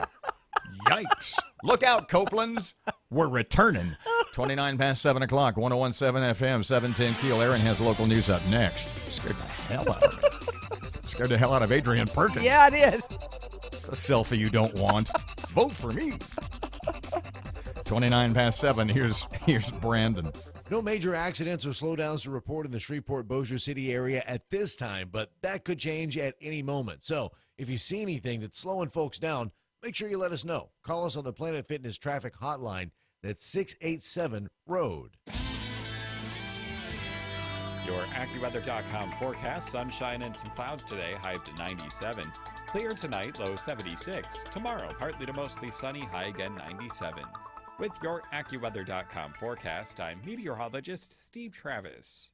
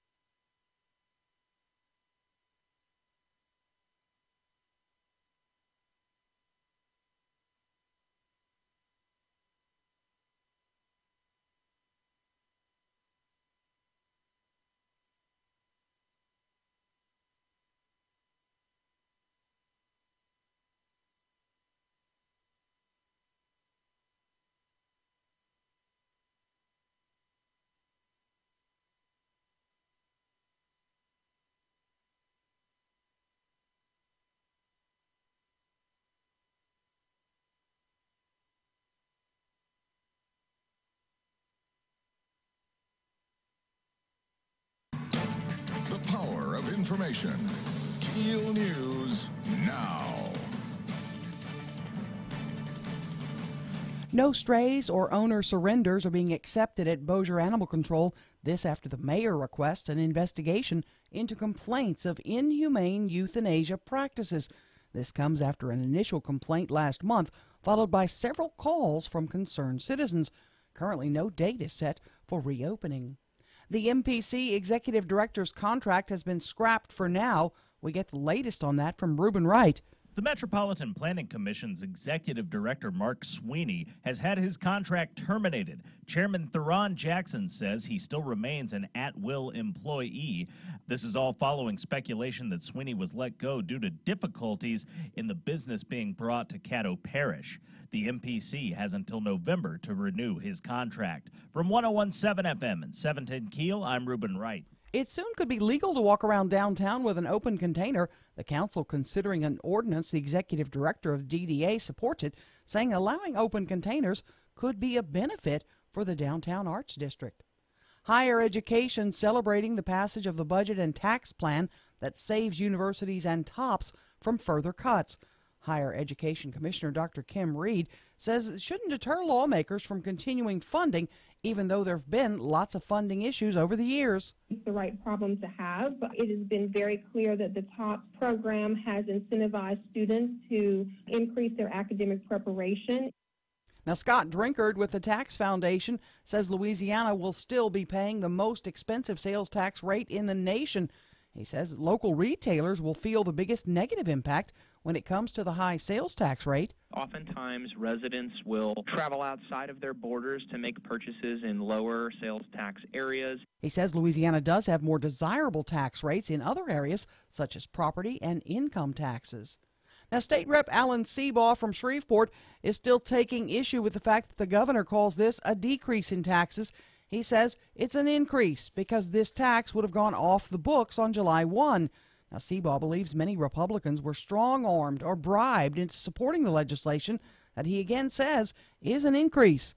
They threatened to veto projects. They promised things to people in their areas. They promised to hire brothers-in-law. There was a lot of behind-the-scenes stuff going on, and one by one they picked people up. Seabaugh says the governor's tax plan will end up running people out of our state.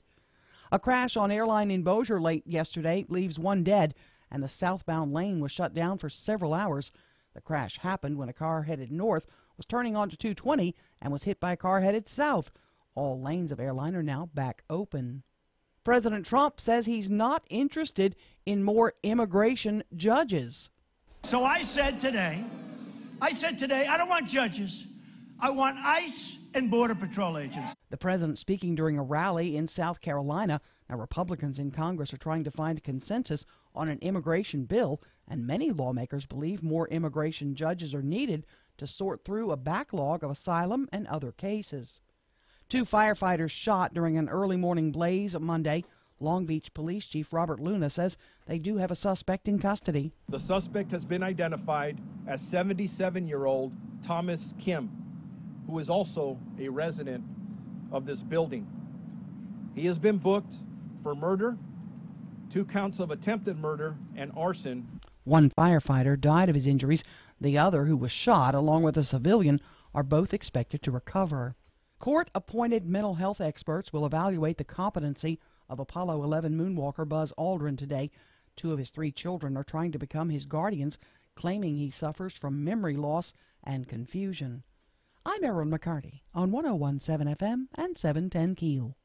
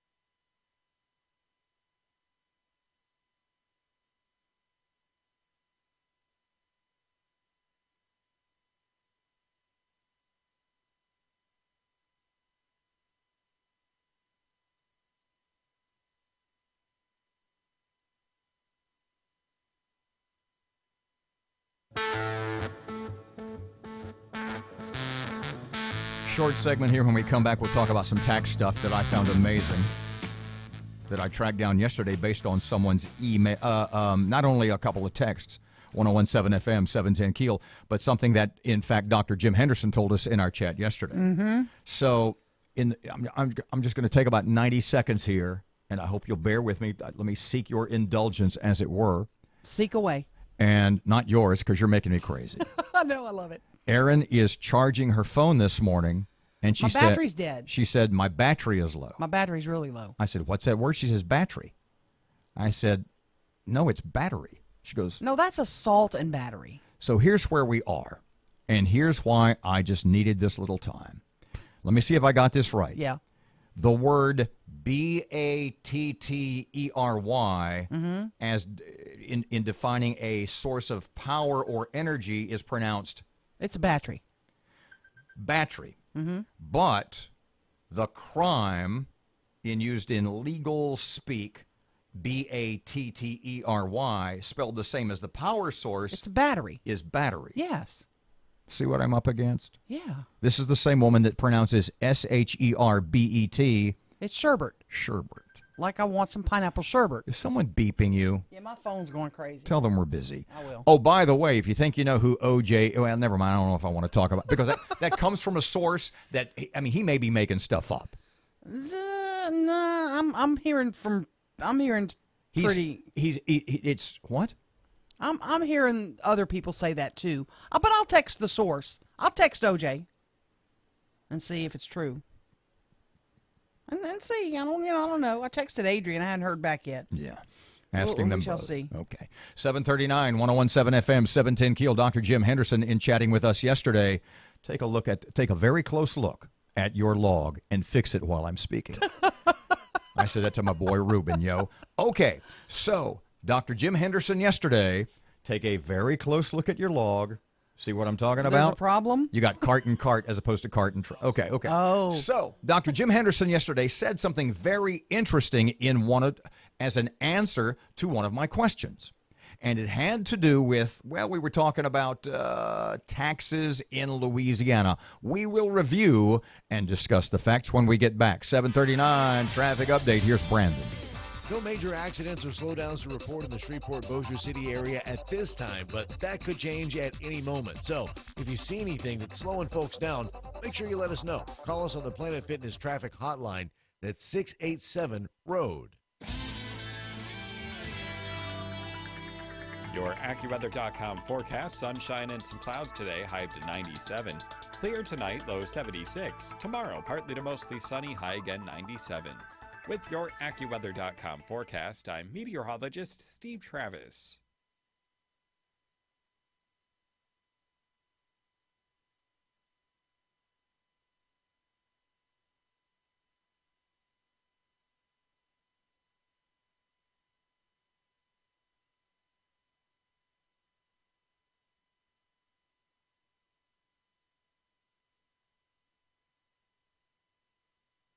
Dr. Jim Henderson is the president of the University System of Louisiana. Hey, Dr. Jim, welcome back to KEEL. Hey, good morning.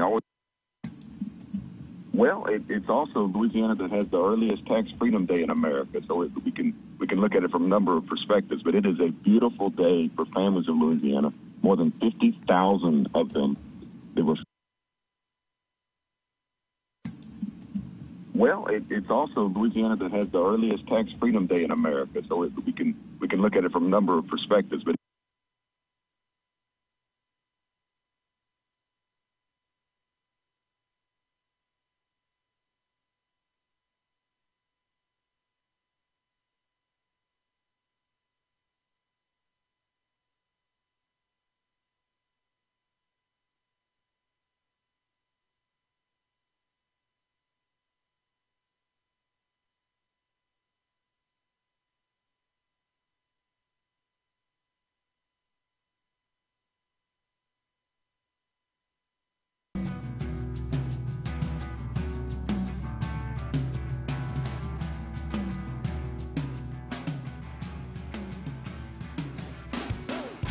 FM 710 KEEL. Robert J. Wright, Erin McCarty, Shreveport Security Systems text line 318-392-1884. Okay, so in the 720 or so segment, Erin was talking about a get-together, a shindig, a hullabaloo being held by mayoral candidate Adrian Perkins tomorrow, and he says there will be a number of city and parish leaders there to endorse me, to back my mayoral run. Yeah, I got some more names, too. Okay, hold on a second. I'm not going to say who told me, because now I've got it from two different people. But I did get a text from Adrian just now, because I asked Adrian Perkins, who is endorsing you, can you at least give me some initials? Can you give us hints? Go ahead. And he says, quote, "We have to keep tight lips with this one, but I will say I am humbled by the large number of commissioners and city council people who believe in me and my vision as mayor." And then I got another text from a local leader who I asked if they were going to be there, and they said, I will not be there. Phones keep going on. This is a hot topic. But I got this. Stormy Gage Watts may be one who will be there. Maybe. Yeah. These are people that are saying, Cattle Commissioner, right? Here's what we're hearing. Yeah. Watts is Cattle Commissioner. Gerald Bowman and Jerry Bowman may be there. One is on the commission, one's on the city council. That father and son, right? No, brothers. Oh, okay. And Lewis Johnson, who's on the Caddo Commission, may be there. It will be mostly commissioners. It's a lot of maybes. And if they're hearing their name and they're not going, they're going, what the hell, Erin? Yeah. And I told you about OJ. We're hearing Oliver Jenkins may be there as well. I have texted Mr. Jenkins to see, have not heard back whether or not he's going to be attending. I don't know. Oliver, very conservative fella. That one, bluntly put, kind of surprises me at this point, but we'll see. I also got another one real quick. Go ahead. From another source, I'm now hearing that Senator Greg Tarver is not as closely aligned as you keep hearing. Supposedly, Perkins has, I'm not going to say this on the radio. That's a little bit inflammatory. There might be just a minor rift between those two. Is that does that phrase it the way that? Yeah. This is interesting. So we'll find out. Some things may be happening tomorrow that we don't know about. Well, yeah, you're just guessing at those names. Yeah. Like I said, if I'm one of those names and I'm not going, ooh, Erin. Text me. You have my digits. Yeah, or you know how to get them. It is wrong. It's wrong. It's a lie. So yesterday we had University of Louisiana System President or System President of Louisiana. I don't know exactly how those words are lined up. Dr. Jim Henderson, former BIPSI guy, former Northwestern State University boss. Yeah. And now he, as University Systems president, he said, because a beautiful day, TOPS is fully funded, 100%, a beautiful day for families in Louisiana. But the way I phrased the opening question, and I'm going to play this here, we've got the soundbite in a second, and I said, okay, Dr. Jim, the special session has wrapped up, and we in Louisiana are once again the highest sales taxed state in America. How do you feel about that?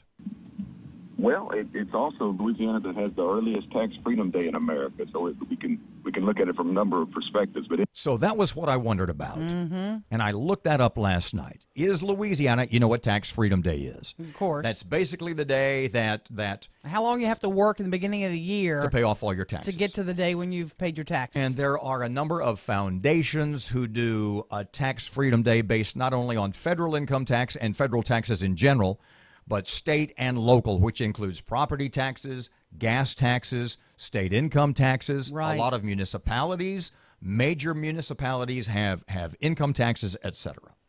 And Dr. Jim said that Louisiana was number one, the very first lowest taxed state when it comes to things like Tax Freedom Day. He's absolutely right. Louisiana and Alaska are federal, state, local. All the taxes you pay combined. Louisiana and Alaska are the two lowest taxed states in the United States. Tax Freedom Day in Louisiana is April 4th. Same for Alaska. Okay. Now, what's the irony about that? What's the interesting, if you were listening yesterday, what is the most interesting and surprising irony about Louisiana and Alaska being tied for the top for Tax Freedom Day? What do you think that is? Do you remember? No, I don't. Louisiana is the highest sales taxed state in America, right? Right. Even with the current bill that just passed, that takes it from a penny down to basically half a penny. We are still the highest sales taxed state. Louisiana taxpayers, the highest sales taxed taxpayers in America. We're number one. And Alaska's the lowest. Oh. 1.76. Wow. So the two states that are the lowest taxed overall, federal, state, local, parish, whatever it works out to be, or county in Alaska. Yeah. We are the highest sales taxed state. Alaska is the lowest, and yet we are together tied for number one, earliest to hit Tax Freedom Day.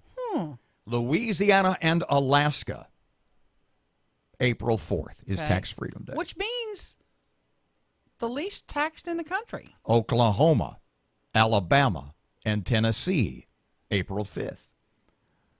Arkansas and Idaho, April 7th. Georgia, South Carolina, Arizona, April 9th. Interesting, eh? Yeah. So Dr. Jim hit that nail on the head. If that's the case, let me ask you, think about this. We'll talk about this maybe in the 8 o'clock hour, maybe. If that's the case, if Louisiana has the earliest, tied with Alaska, right? If we have the earliest Tax Freedom Day in America of all 50 states, right? Why do we feel like why do we all feel like we're so overtaxed? Why do we feel that way? Think about it. I'll give you 10 seconds. Think about, why is it, if we are among the lowest taxed in America overall, federal, state, local, parish, why do we feel like, because it all hits the middle class. Why do we feel like we're so overtaxed? May I proffer the following theory? Please, yeah. Because we look around and we say, what do I get for my money? Where's the bang for my buck? Where's this money going? What am I getting? Why are my roads so crappy? What are you doing with my money? Right. Do you think that could be it? Oh, that you're right. Maybe other states look around and you can see the result of your tax dollars? Yeah, things look nice. And in Louisiana, because of the centralization of the bureaucracy, there's so many layers of government to get through before it gets back to you. It's less and less and less. 750, your money now.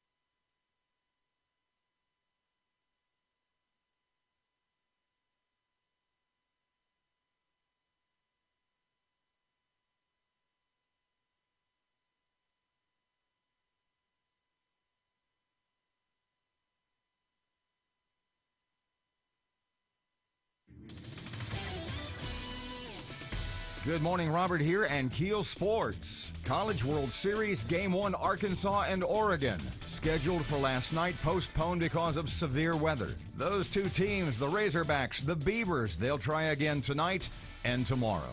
World Cup Soccer, Spain and Morocco tie at 2. Portugal and Iran 1 apiece. And Saudi Arabia 2-1 over Egypt. A surprise to some last night. LeBron James not the NBA MVP. Nope, that went to Rockets guard James Harden. He was named the most valuable player. He led the league in scoring, 3-pointers, and 50-point games. Former LSU guy Ben Simmons from the 76ers, Rookie of the Year. Clippers Lou Williams, 6th Man of the Year. And Toronto Raptors boss Dwayne Casey, Coach of the Year. And get ready for a few days of interleague Major League Baseball play. That includes tonight's game in Arlington. San Diego visits the Rangers. That's sports on 101.7 FM and 710 KEEL.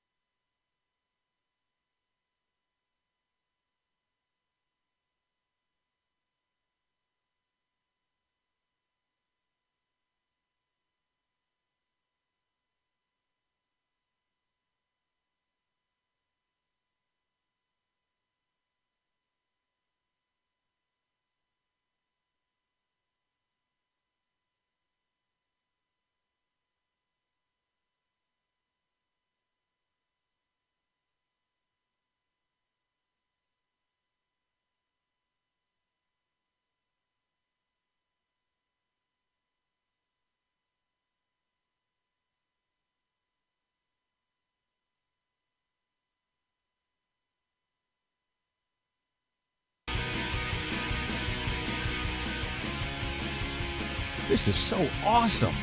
What? Just reading your phone. My phone, man. My phone. I could get paid to read these Why don't you put it on mute, though? Because I did. See, here's the deal. 101.7 FM, 710 KEEL, Robert and Erin. Because you hear in the background, you hear Erin's phone. He goes, tap, tap, tap. I'll turn it on so you can hear it as it goes off. Because here's what happens. If she puts it on mute, and we apologize if it sounds a little annoying in the middle of segments, but what happens is if she puts it on mute and she doesn't hear it, then she forgets to look.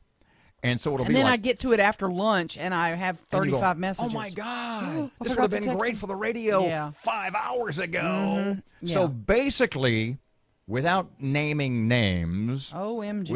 without spilling any beans, in the last 10 minutes, in reference to the Adrian Perkins hullabaloo / shindig endorsement by city and parish leaders tomorrow, we have received one text that says there is perhaps a rift between Perkins and Greg Tarver. And then right after that, you received another from an elected official that says, don't believe rumors of a rift between Perkins and Greg Tarver. It's absolutely untrue, they're saying. Within like 45 seconds of each other, literally. But there is no rift. Within a minute of us sort of paraphrasing the text you got about a possible rift, our words, but basically what that text said, we get another from an elected, may I say, city official who said, don't believe what you see about Perkins. Don't believe there's ill will or a rift, to use that word again. Well, here's what I'm going to watch for. And I may call Greg here in a minute. If Greg Tarver is not at tomorrow's noon endorsement. Does it really say anything? Oh, yeah. Yeah. Does it really? If you're trotting out all the big politicos that are supporting you, you better trot him out. In other words, if you're going for it, or is he too big for that? And I mean that totally. And he might say, that's not my room. I'm a state senator. These are city councilmen and parish commissioners. When I give my endorsement, it will be is me alone. Mine and mine alone. Yeah, and I'll call him and ask him. 756, 101.7 FM, 710 KEEL, Hannity time. Waking up on the right side. This is the Sean Hannity Morning Minute. Right over the weekend, White House Press Secretary Sarah Sanders kicked out of a restaurant in Lexington, Virginia, because she works for President Trump. Now, just days before that, we have Homeland Security Secretary Kristen Nielsen. Well, she was run out of a D.C. restaurant by an angry mob of screaming protesters. And the left, as usual, well, they're encouraging this behavior. You got Representative Maxine Waters reclaiming her time in Peach 45, saying, quote, let's make sure we show up wherever we have to show up. If you see anybody from that cabinet in a restaurant, in a department store, at a gasoline station, you get out, you create a crowd, and you push back on them, and you tell them they're not welcome anymore. Yes, Trump derangement syndrome. From coast to coast, from sea to shining sea, it's the Sean Hannity Show. Hey, I recently gave my home a facelift. I did it the best, simplest way possible. Brand new custom blinds, thanks to my friends at Blinds.com. You always get free online design consultation, free samples, and free shipping. By the way, their prices are unbeatable. Blinds.com is the #1 online retailer of custom window coverings. And now, through June the 28th, enjoy site-wide savings happening now, plus take an additional 5% off. Just go to Blinds.com/Hannity, Blinds.com/Hannity. Rules, restrictions apply. I'm Jay Farner, CEO of Quicken Loans, America's premier home purchase lender. We've created a new way to protect you from unpredictable interest rates. Our exclusive Rate Shield approval. First, we lock your interest rate for up to 90 days. Then, if rates go up, your rate stays locked. But if rates go down, your rate drops. Either way, you win. Call us today at 800-QUICKEN or go to rocketmortgage.com. Rate Shield approval only valid on certain 30-year fixed-rate loans. Call for cost information and conditions. Equal housing lender. Licensed in all 50 states. NMLS number 3030. Additional conditions are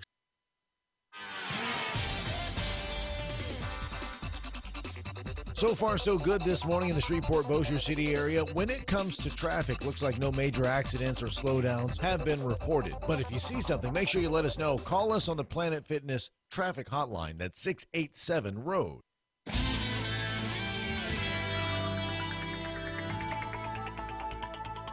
Your AccuWeather.com forecast, sunshine and some clouds today, high to 97. Clear tonight, low 76. Tomorrow, partly to mostly sunny, high again 97. With your AccuWeather.com forecast, I'm meteorologist Steve Travis.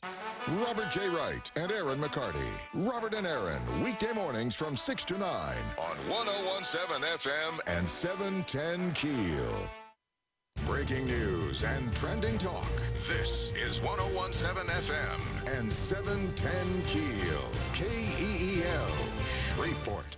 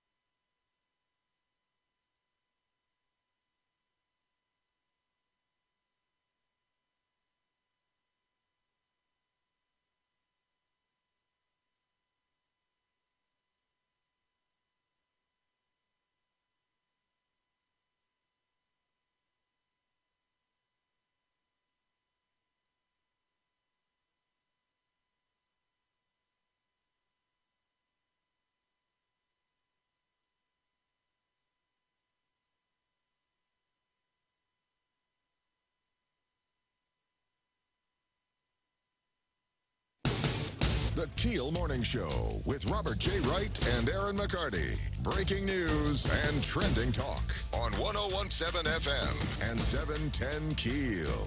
Good morning, 3 past 8 o'clock. Robert and Erin, 101.7 FM, 710 KEEL, down yonder. How much downer yonder can one be? Erin McCarty, local news next. The little skirmish at the MPC, we've kind of made some headway. We'll tell you more about that. Bossier Animal Control under fire. And we're talking taxes in Louisiana. Erin made a call a couple of seconds ago, and she's... Woo! What was that? Woo! Okay. Bombshell in the mayor's race. Tell you about that in just a couple of seconds. Plus, we got an email, a critical remark from a listener yesterday about how it seems like we're always busting on tops. Mm-hmm. And I will address that in just a couple of seconds. And we got Senator Kennedy, too. Forgot about that. Oh, my God, it's going to be awesome. And your phone's ringing again. There it goes. Plus sports and traffic and weather, and it's all coming up this hour, and it's here on KEEL.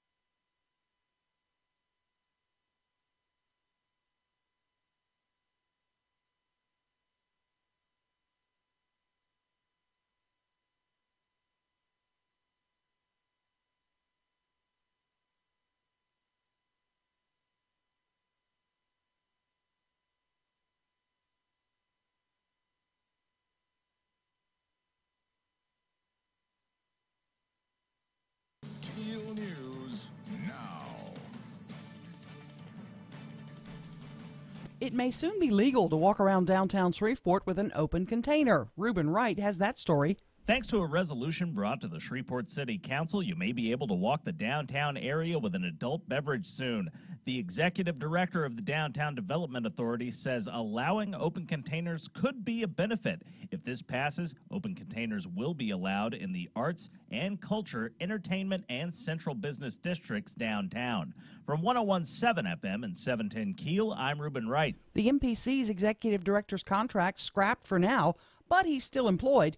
Mark Sweeney's been under fire after a series of meetings with builders and developers who claim the MPC is too difficult to deal with. The MPC has until November to renew his contract. Bossier City Animal Control under fire. Now, no strays or owner surrenders are being accepted at the animal control after the mayor requested an investigation into complaints of inhumane euthanasia practices. This comes after the initial complaint in May, followed by several calls from concerned citizens. There's currently no date set for reopening. Higher education avoids cuts with the passage of the 4.45% sales tax. Commissioner of Higher Ed, Dr. Kim Reed, says a mobilization of students helped push the bill over the finish line. The students did a phenomenal job of sharing their top stories. The SGA leaders rallied. Students at LSU and Southern worked their phone banks. Reed says now that the system has stabilized, they can get to work on building on their recent successes. Scott Drinkard from the Tax Foundation says Louisiana residents will still top the list in the nation for our sales tax. Louisiana residents will still be paying the highest combined state and local sales taxes by 1/100th of a point, so just barely. The average rate will be 9.47%, which is just ever so slightly ahead of Tennessee. But Drinkard says Louisiana does have lower property taxes and income taxes than many other states.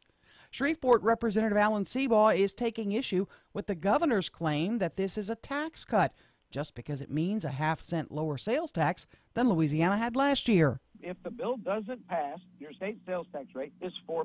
The bill passed, so it's 4.45%. That's a tax increase, no matter how you slice it or dice it. Seabaugh believes many Republicans were strong-armed or bribed into supporting legislation that he says is a tax increase. Shreveport Police Department's pastors on patrol heading up their monthly prayer vigil on Thursday. It'll take place at Airport Park on June 28th at 5 o'clock. Congresswoman Maxine Waters not apologizing for telling people to protest and push back on members of President Trump's cabinet when they appear in public. Waters says she supports peaceful protest, and she's often on the other end of it. I don't cry about protests. People protest me all the time. People come to my district office. That's their right. The only time I have anything to say about protests is when they threaten to kill me. Then I turn that in. But otherwise, protest is the American way. The controversy started when a Virginia restaurant refused to serve White House Press Secretary Sarah Sanders because she works for the Trump administration. Russell Crowe will play Fox News Channel founder Roger Ailes in a coming Showtime series. Ailes was CEO of Fox for 20 years before sexual harassment allegations against him forced his resignation. I'm Erin McCarty on 101.7 FM and 710 KEEL.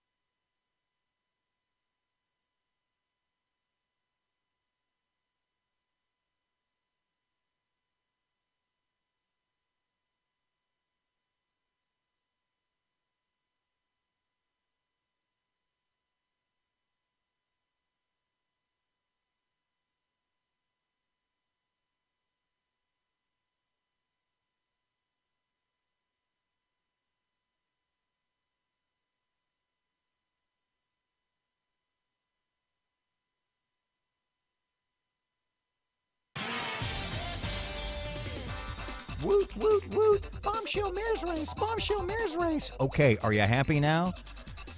Coming up next. 10 past 8 o'clock, traffic update on KEEL. Looks like traffic is clearing as road crews clean up a major accident, D Street and Shreveport-Barksdale Highway, so avoid that area if you can for the next few moments. Looks like roadways are starting to clear after another major accident, East 70th and I-49. If you see something, make sure you let us know. Call us on the Planet Fitness traffic hotline. That's 687-ROAD. Your AccuWeather.com forecast, sunshine and some clouds today, high to 97. Clear tonight, low 76. Tomorrow, partly to mostly sunny, high again 97. With your AccuWeather.com forecast, I'm meteorologist Steve Travis.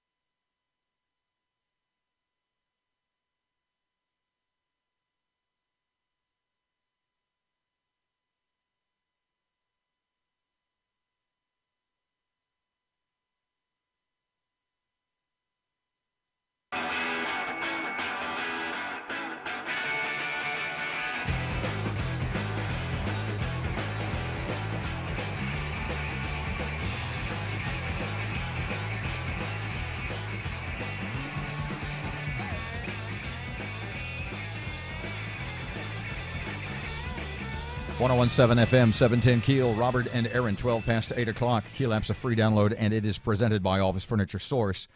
You've been doing this, what, like 30-something years? Yeah, whatever. I started when I was 2. With all respect, you ain't no kid. Yeah. So, wow. I mean that in a good way. Dang. You are mature and you are wise. He just called me an old broad on the radio. And yet incredibly lovely, about to get new boobs. That was in the 7 o'clock hour. That is not true. We don't know anything about this yet. I'm working on it for you. I'm trying to. Please don't say you're working on my boobs. I'm trying Please to find never you. say that again. I'm trying to find you a plastic surgeon for the love of God. Yeah, okay, whatever. You say one day, there's all new boobs. I thought, well, look. See, here's how this works. is the People are listening for good stuff, and you're going to talk about my boobs? You're right. That's not good stuff. Dang. Okay, so you've been doing this a while because you ain't no kid. Right, thanks. And in the last hour, we talked a great deal about the latest news in the Shreveport mayor's race. And Adrian Perkins, one of the candidates, is having a get-together tomorrow, at which time he's going to, pardon the way I phrase this, trot out a number of people, local leaders, some political, some not, who are endorsing his candidacy. Right. And we kind of went back and forth. We got a bunch of texts from a bunch of local leaders, elected and otherwise. Yes. Some of them contradicting each other. We got one that said there might be a rift between Perkins and Greg Tarver. And then we got another one literally within 30 seconds that said, any rumors you hear about a rift between Perkins and Tarver, that's not true. Right. So, and then that kept blowing up. It kept escalating. My phone kept going off. And so I said, let me just call Greg. Well, you kind of wondered out loud. You said, I wonder if, given the connection between the Perkins campaign and Senator Tarver, and you kind of said, I wonder if Mr. Greg will be there tomorrow. Yeah. And I said, I don't think so. You said, why not? Because you said, if he's not there, it's a huge deal. Yeah, it would be a big deal. I said, no, it's not. I said, Greg Tarver is Greg Tarver. He wants to be on his own. When he gives his endorsement, it's going to be, it's his room. Right. He wants to be there. He's the guy. So you said to yourself, I'll just call and get it from the horse's mouth. I thought he's home. So I was worried I was going to be waking him up because I know he's sleeping in. The way you phrase this, the information you pass along, and that which you choose to withhold over the next 60 to 90 seconds. I'm going to directly quote Senator Tarver. Is totally up to you. Okay. Unless this gets us huge rating points, I have nothing to do with it. He will probably go into detail on the mayor's race, if he does, after qualifying, but he did tell me this. I said, you're home now. You're back from back. Yeah, finally, blah, blah. We went through the chat. Sounds just like him. Yeah, and then I said, Adrian Perkins is having an endorsement news conference tomorrow at noon. Some city and parish officials are going to endorse him. Will you be there? And he said, no, I've been so busy. I'm not going to be involved in that. I won't be there. I said, well, I'm hearing a lot of people are talking about you today, whether or not you still support Adrian Perkins or you still will be helping him, etc. He said, hang on, I need a sip of coffee. No. You just take all the time you need while you are mulling over whether you really want to say this. Yeah, I'm going to say it. He said, I'm not supporting Adrian. I was like, really? I said, can you tell me why? And he said, quote, he's not the person I thought he was. The quote continues. He's not a man of his word. The quote continues. He has misrepresented himself with me. End quote. Then he went on to say, our mayor must be an honest, organized person with some character. If you're not watching on Facebook Look right now, at your face. If you're not watching the video on the KEEL Facebook page, describe. You are shocked. Your face is in shock. Describe my eyes. I was the same way. Damn. After I got off the phone, what did I say to you? I went, oh. That's exactly what you said, and then you passed out. Adrian Perkins is not the person I thought he was. He is not a man of his word. Once again, pardon me. And I'm quoting Greg Tarver. That's what I wanted you to mention again. Greg Tarver says, quote, Adrian Perkins is not the person I thought he was. He is not a man of his word. He has misrepresented himself with me. What can we read into this? Well, my next question would have been, so who you backing? That was my next question. Would you like to hear his answer? Yeah. He said, I'm not supporting anyone right now. I said, will you be eventually? He said, I'm not sure. I said, will you wait till after qualifying? He said, we'll look after qualifying and see who's in and see if, will you work for if anybody? I'm going to get involved. He said, I've been too busy in Baton Rouge. Will you throw your weight? Will you throw the Tarver machine? The but, Tarver let's say what it is. System. he said, and I get this. He said, I've been kind of busy in Baton Rouge, hadn't paid much attention to any of that. And after qualifying, I'll look at all the candidates and we'll see. Yikes. But that's some pretty strong words. You think so? Oh, my gosh. What happened? Or you know what my brain was thinking? Okay, now wait. Do I need to take a break before I let my brain speak out loud? Let's go to the break. Okay, let my brain flesh it out. And you can speak your mind off the air to Robert. I'm having a theory. Yeah, well, okay. Let's go to break. Okay. And you can tell me your theory. And you see if it's crazy. See, we got a slogan in here. You've heard us say it before. Keep it on the radio. Okay? Yeah. This is one time where keeping it on the radio is probably a bad idea. You might get us sued, yeah. So probably what? Well, there's bridges you want to keep erected. You don't want to go River Kwai on this one. Right. Okay? It might be a little shaky like the Jimmy Davis, but we want to keep it throw a coat of paint on me. I'll be good. Let's go to break. We'll discuss this off the air. Yeah, let's do that. More when we get back. Wow. 19 past 8 o'clock, 101.7 FM, 710 Keel. Traffic update. Here's Brandon. Looks like traffic is clearing as road crews clean up a major accident, D Street and Shreveport-Barksdale Highway, so avoid that area if you can for the next few moments. Looks like roadways are starting to clear after another major accident, East 70th and I-49. If you see something, make sure you let us know. Call us on the Planet Fitness traffic hotline. That's 687-ROAD. Your AccuWeather.com forecast. Today, sunshine and patchy clouds. High 97. Clear tonight, low 76. Tomorrow, partly to mostly sunny. High again 97. With your AccuWeather.com forecast, I'm meteorologist Steve Travis.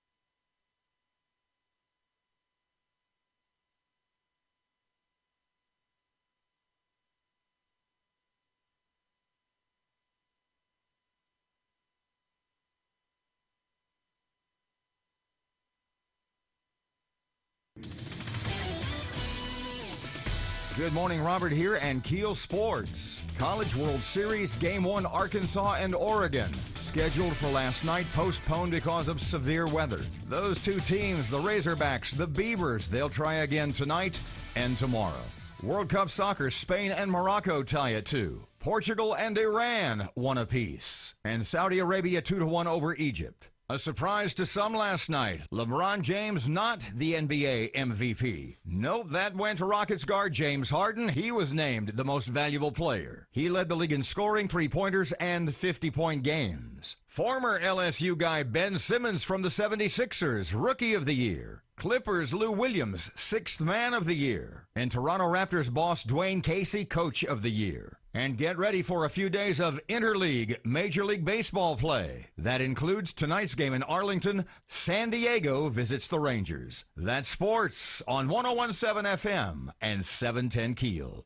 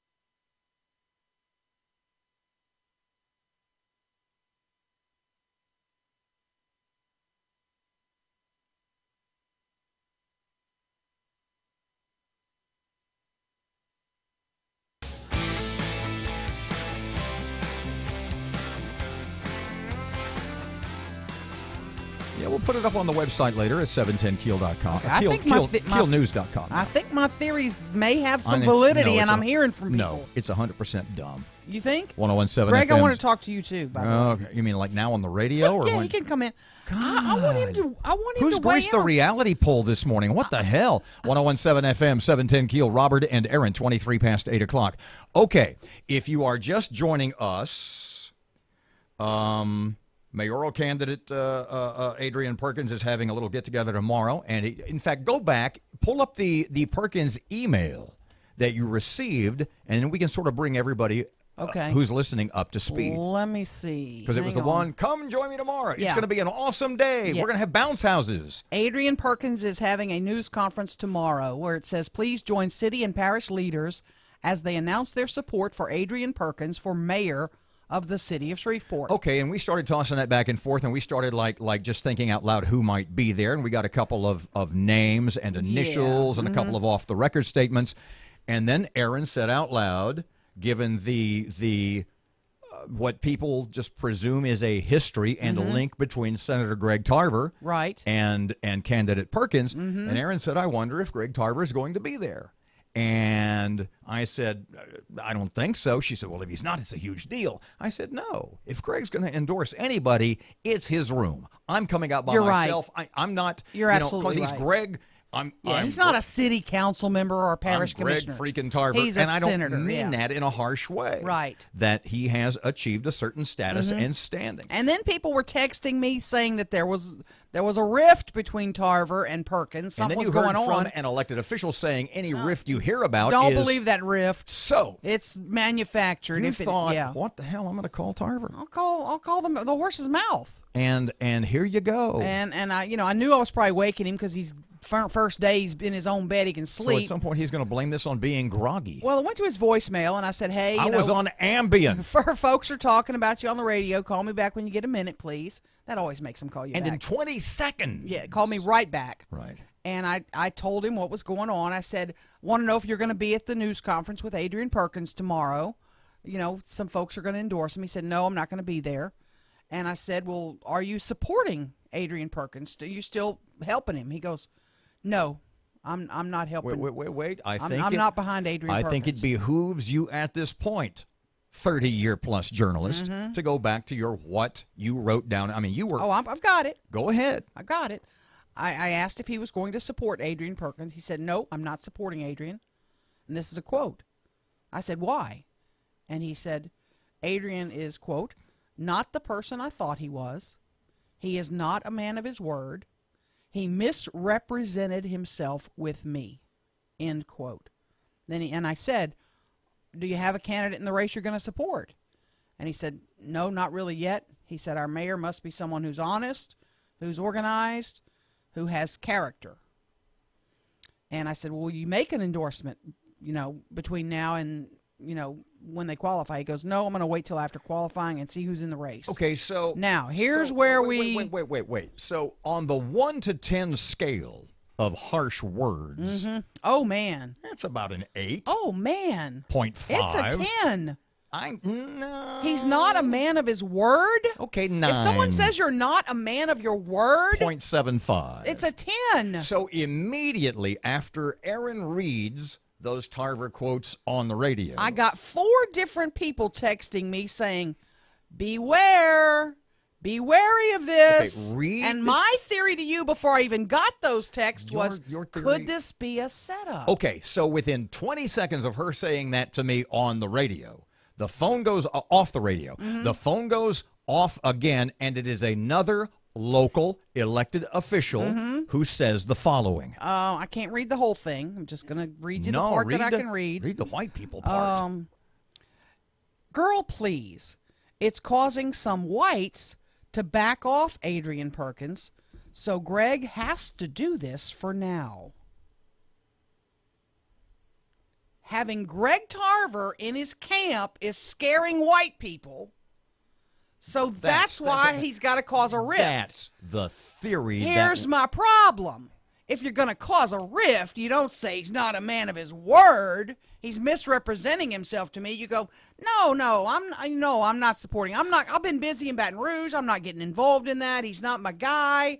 You don't say he's not a man of his No, word. you're 100% right, because as I said a couple of seconds ago, on the harsh word scale, that's a 15 out of 10. Yeah, exactly like you said a few minutes ago. That's exactly what I said. What do you read into this, Greg Adams? You've been following this. Like, I was going to bring this to you and go, man, your theory of the trampoline, and you threw now you've thrown about 8 little 4-year-olds on the trampoline. We, as of 5 minutes ago, the trampoline is having its springs cut off the railings. Geico's there saying you got to remove it from the yard. The ground. Yeah. Good Lord, man. That's so. If we talked about an introduction of a candidacy as being a rock thrown onto a trampoline, this is a live grenade thrown on a trampoline. This is. I mean, and subtract the names from it. Right. I mean, subtract any of the names and just say that you have an announced candidate for the city of Shreveport and you have a senator representing the district saying, I don't support X candidate. Like, that just... And for the reasons given. Yeah. Well, even subtracting the reasons given. If you say, well, you know, and the reasons given, the reason that I don't put a lot into that is because in 2018 politics...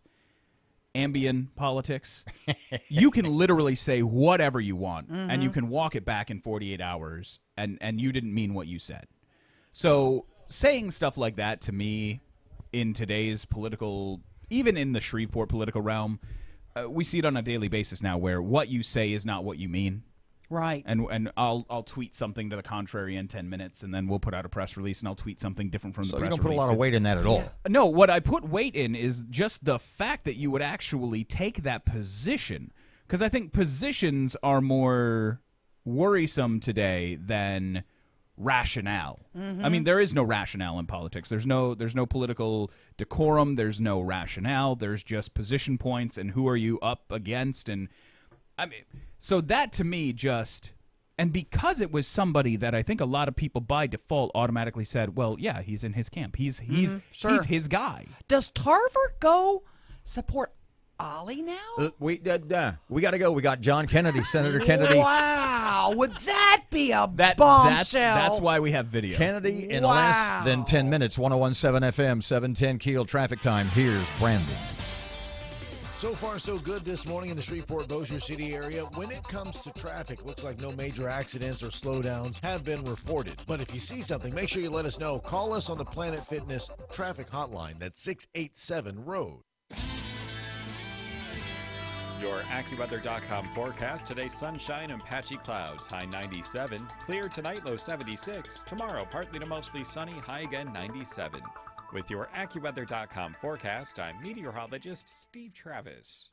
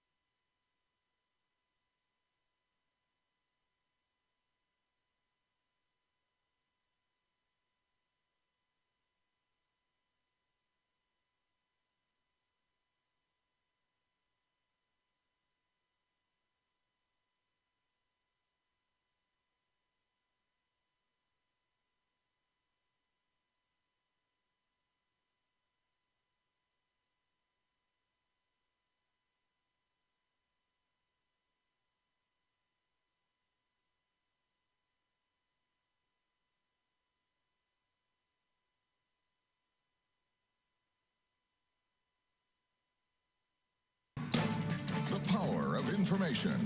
KEEL News now. No strays or owner surrenders are being accepted at Bossier Animal Control. This after the mayor requests an investigation into complaints of inhumane euthanasia practices. This comes after an initial complaint last month, followed by several calls from concerned citizens. Currently, no date is set for reopening. The MPC executive director's contract has been scrapped for now. We get the latest on that from Reuben Wright. The Metropolitan Planning Commission's executive director, Mark Sweeney, has had his contract terminated. Chairman Theron Jackson says he still remains an at-will employee. This is all following speculation that Sweeney was let go due to difficulties in the business being brought to Caddo Parish. The MPC has until November to renew his contract. From 101.7 FM and 710 KEEL, I'm Reuben Wright. It soon could be legal to walk around downtown with an open container. The council considering an ordinance. The executive director of DDA supports it, saying allowing open containers could be a benefit for the downtown arts district. Higher education celebrating the passage of the budget and tax plan that saves universities and tops from further cuts. Higher Education Commissioner Dr. Kim Reed says it shouldn't deter lawmakers from continuing funding, even though there have been lots of funding issues over the years. It's the right problem to have. It has been very clear that the TOPS program has incentivized students to increase their academic preparation. Now, Scott Drinkard with the Tax Foundation says Louisiana will still be paying the most expensive sales tax rate in the nation. He says local retailers will feel the biggest negative impact when it comes to the high sales tax rate. Oftentimes, residents will travel outside of their borders to make purchases in lower sales tax areas. He says Louisiana does have more desirable tax rates in other areas, such as property and income taxes. Now, State Rep Alan Seabaugh from Shreveport is still taking issue with the fact that the governor calls this a decrease in taxes. He says it's an increase because this tax would have gone off the books on July 1. Now, Seabaugh believes many Republicans were strong-armed or bribed into supporting the legislation that he again says is an increase. They threatened to veto projects. They promised things to people in their areas. They promised to hire brothers-in-law. There was a lot of behind-the-scenes stuff going on, and one by one they picked people up. Seabaugh says the governor's tax plan will end up running people out of our state. A crash on airline in Bossier late yesterday leaves one dead, and the southbound lane was shut down for several hours. The crash happened when a car headed north was turning onto 220 and was hit by a car headed south. All lanes of airline are now back open. President Trump says he's not interested in more immigration judges. So I said today, I don't want judges. I want ICE and Border Patrol agents. The president speaking during a rally in South Carolina. Now, Republicans in Congress are trying to find a consensus on an immigration bill, and many lawmakers believe more immigration judges are needed to sort through a backlog of asylum and other cases. 2 firefighters shot during an early morning blaze Monday. Long Beach Police Chief Robert Luna says they do have a suspect in custody. The suspect has been identified as 77-year-old Thomas Kim, who is also a resident of this building. He has been booked for murder, 2 counts of attempted murder, and arson. One firefighter died of his injuries. The other, who was shot along with a civilian, are both expected to recover.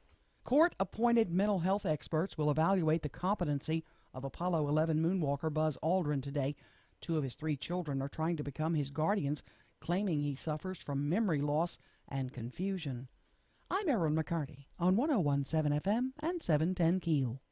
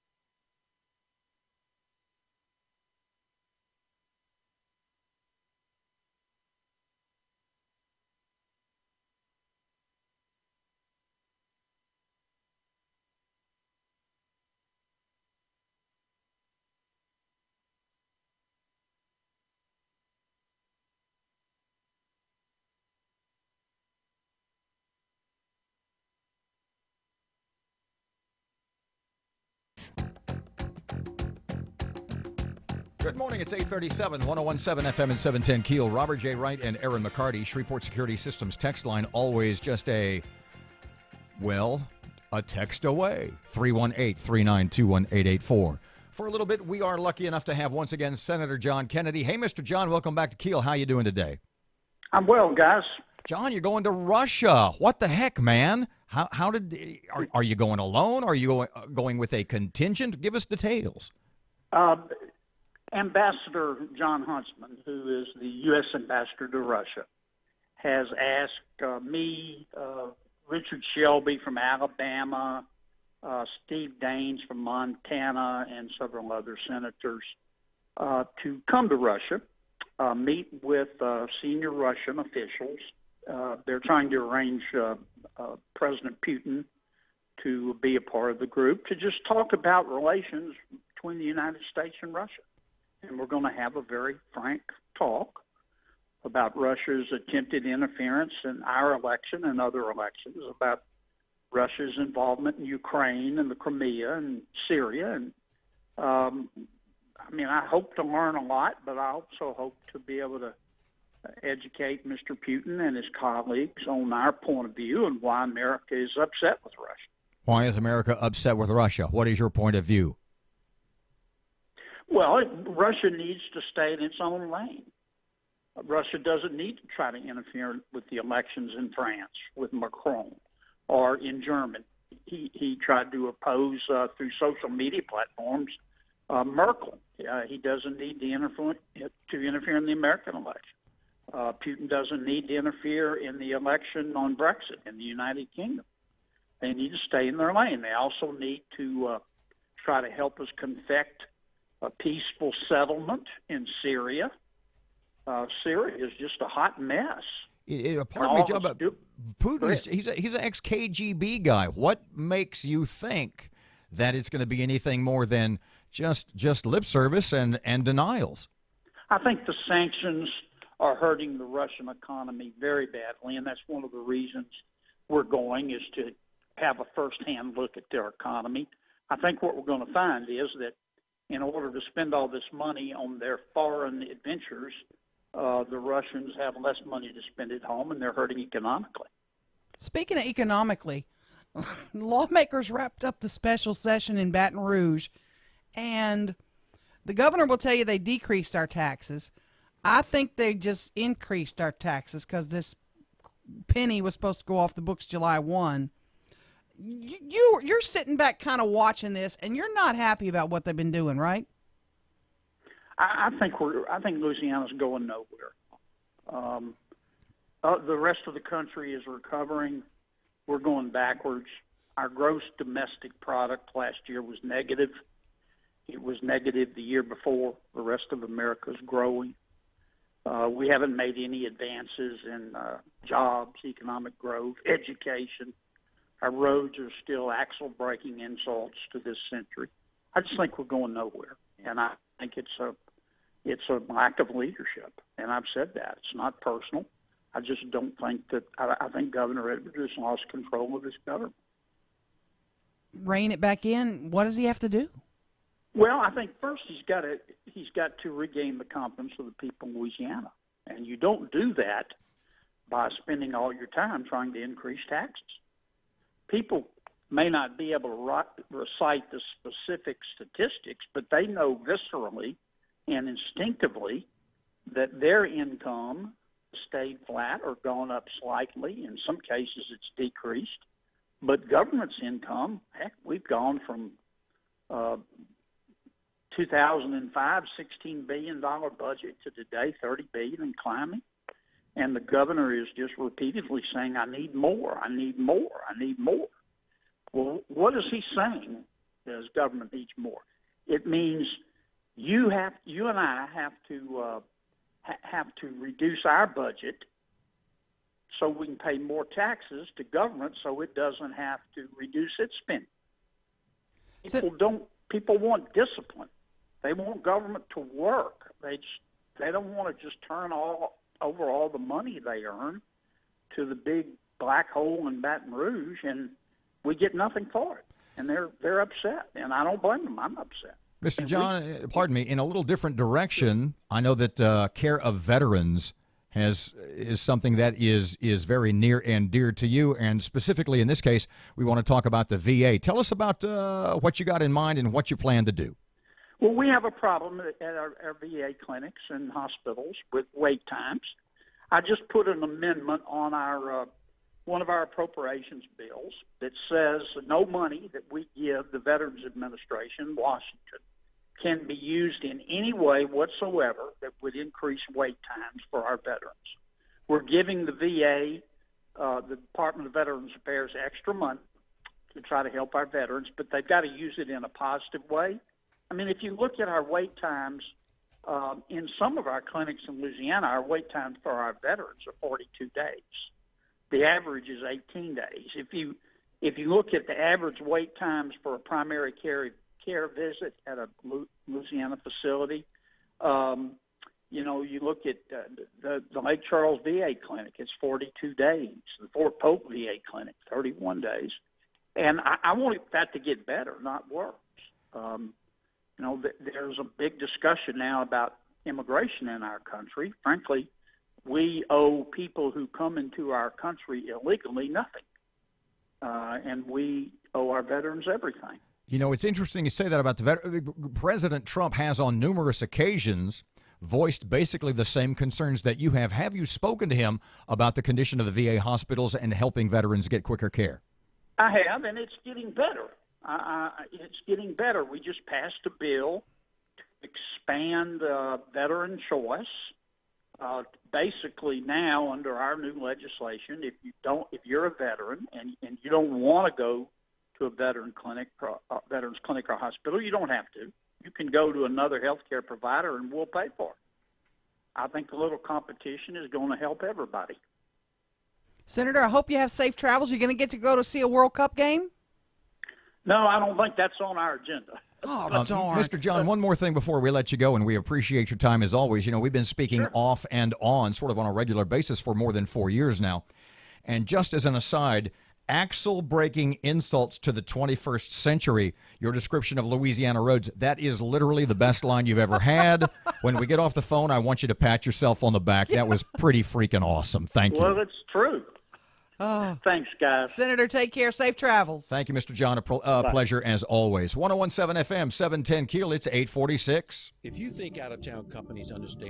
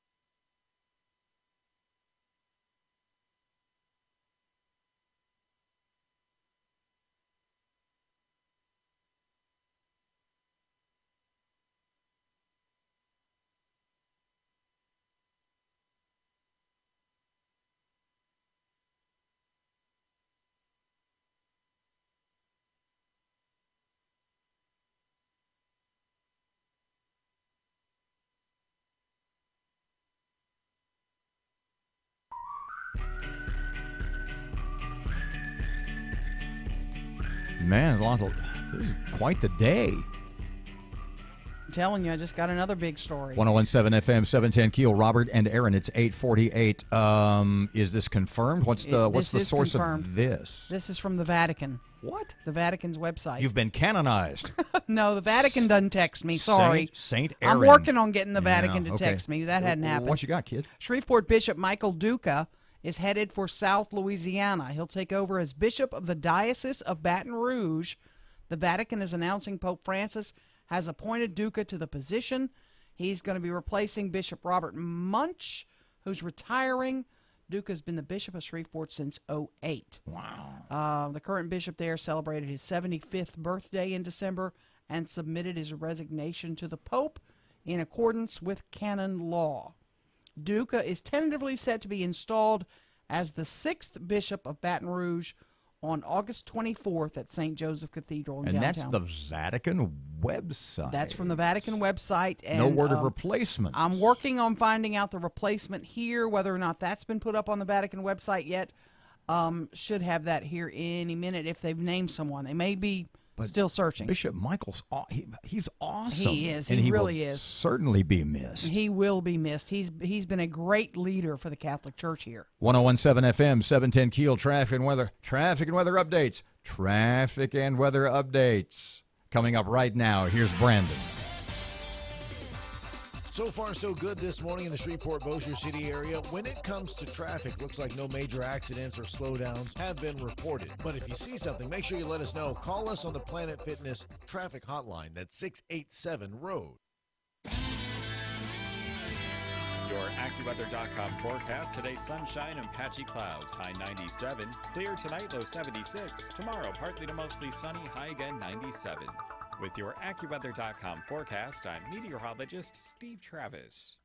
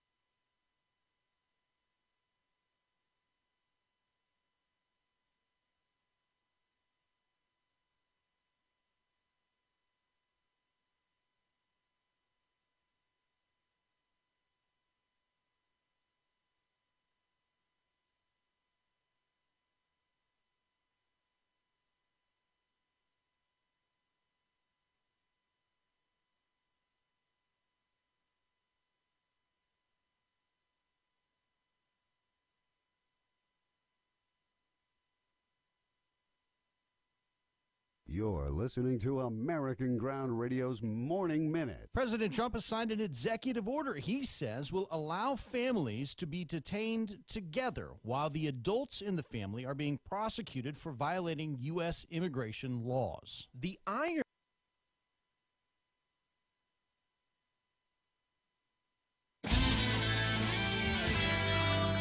Your AccuWeather.com forecast. Today, sunshine and patchy clouds. High 97. Clear tonight, low 76. Tomorrow, partly to mostly sunny. High again 97. With your AccuWeather.com forecast, I'm meteorologist Steve Travis.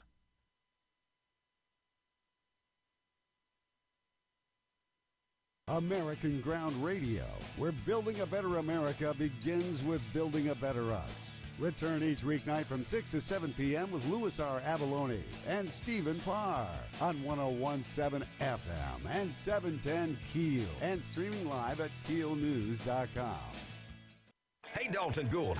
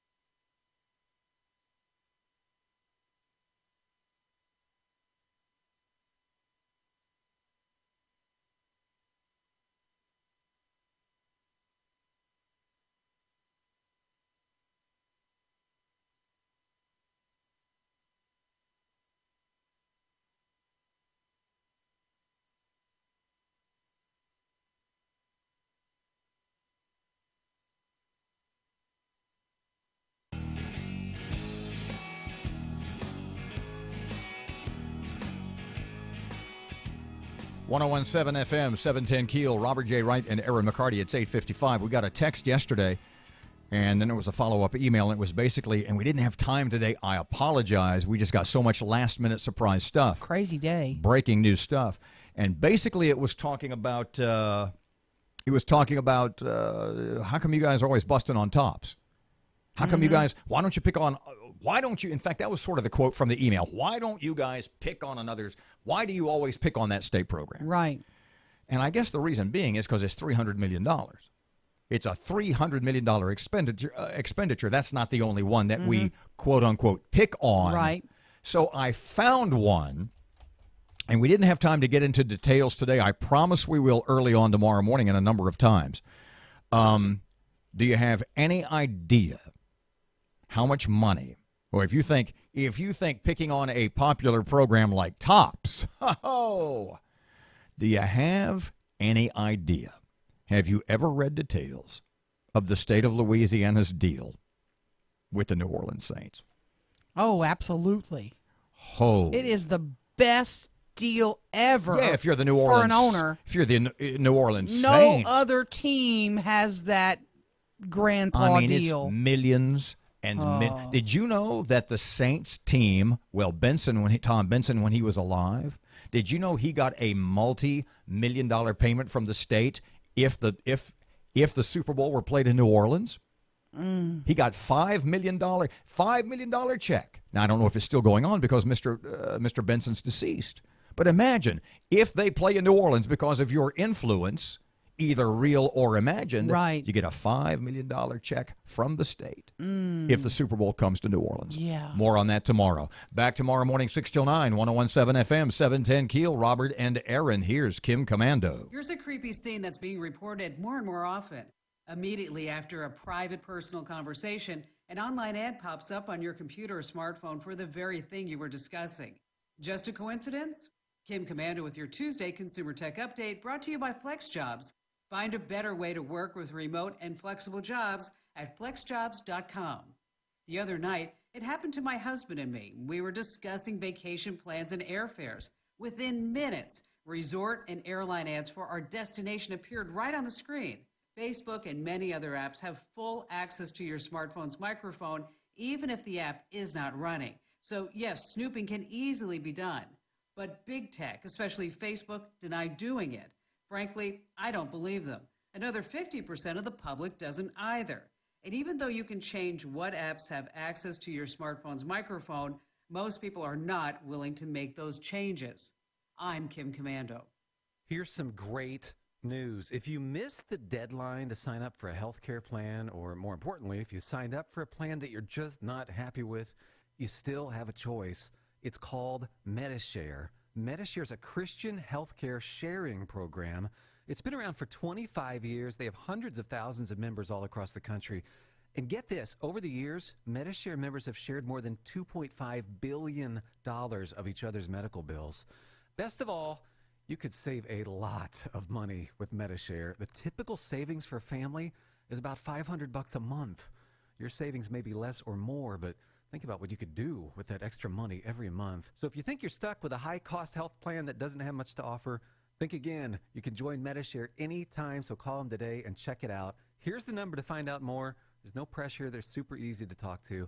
855-25-SHARE. That's 855-25-SHARE. 855-25-SHARE. So far, so good this morning in the Shreveport, Bossier City area. When it comes to traffic, looks like no major accidents or slowdowns have been reported. But if you see something, make sure you let us know. Call us on the Planet Fitness traffic hotline. That's 687-ROAD. 1017 FM, 710 Keel. It's 8:59. Here's your Keel AccuWeather.com forecast. Guess what? Sunny and hot and humid today. High in the low 90s. It's 83. Breaking news and trending talk. This is 1017 FM and 710 Keel.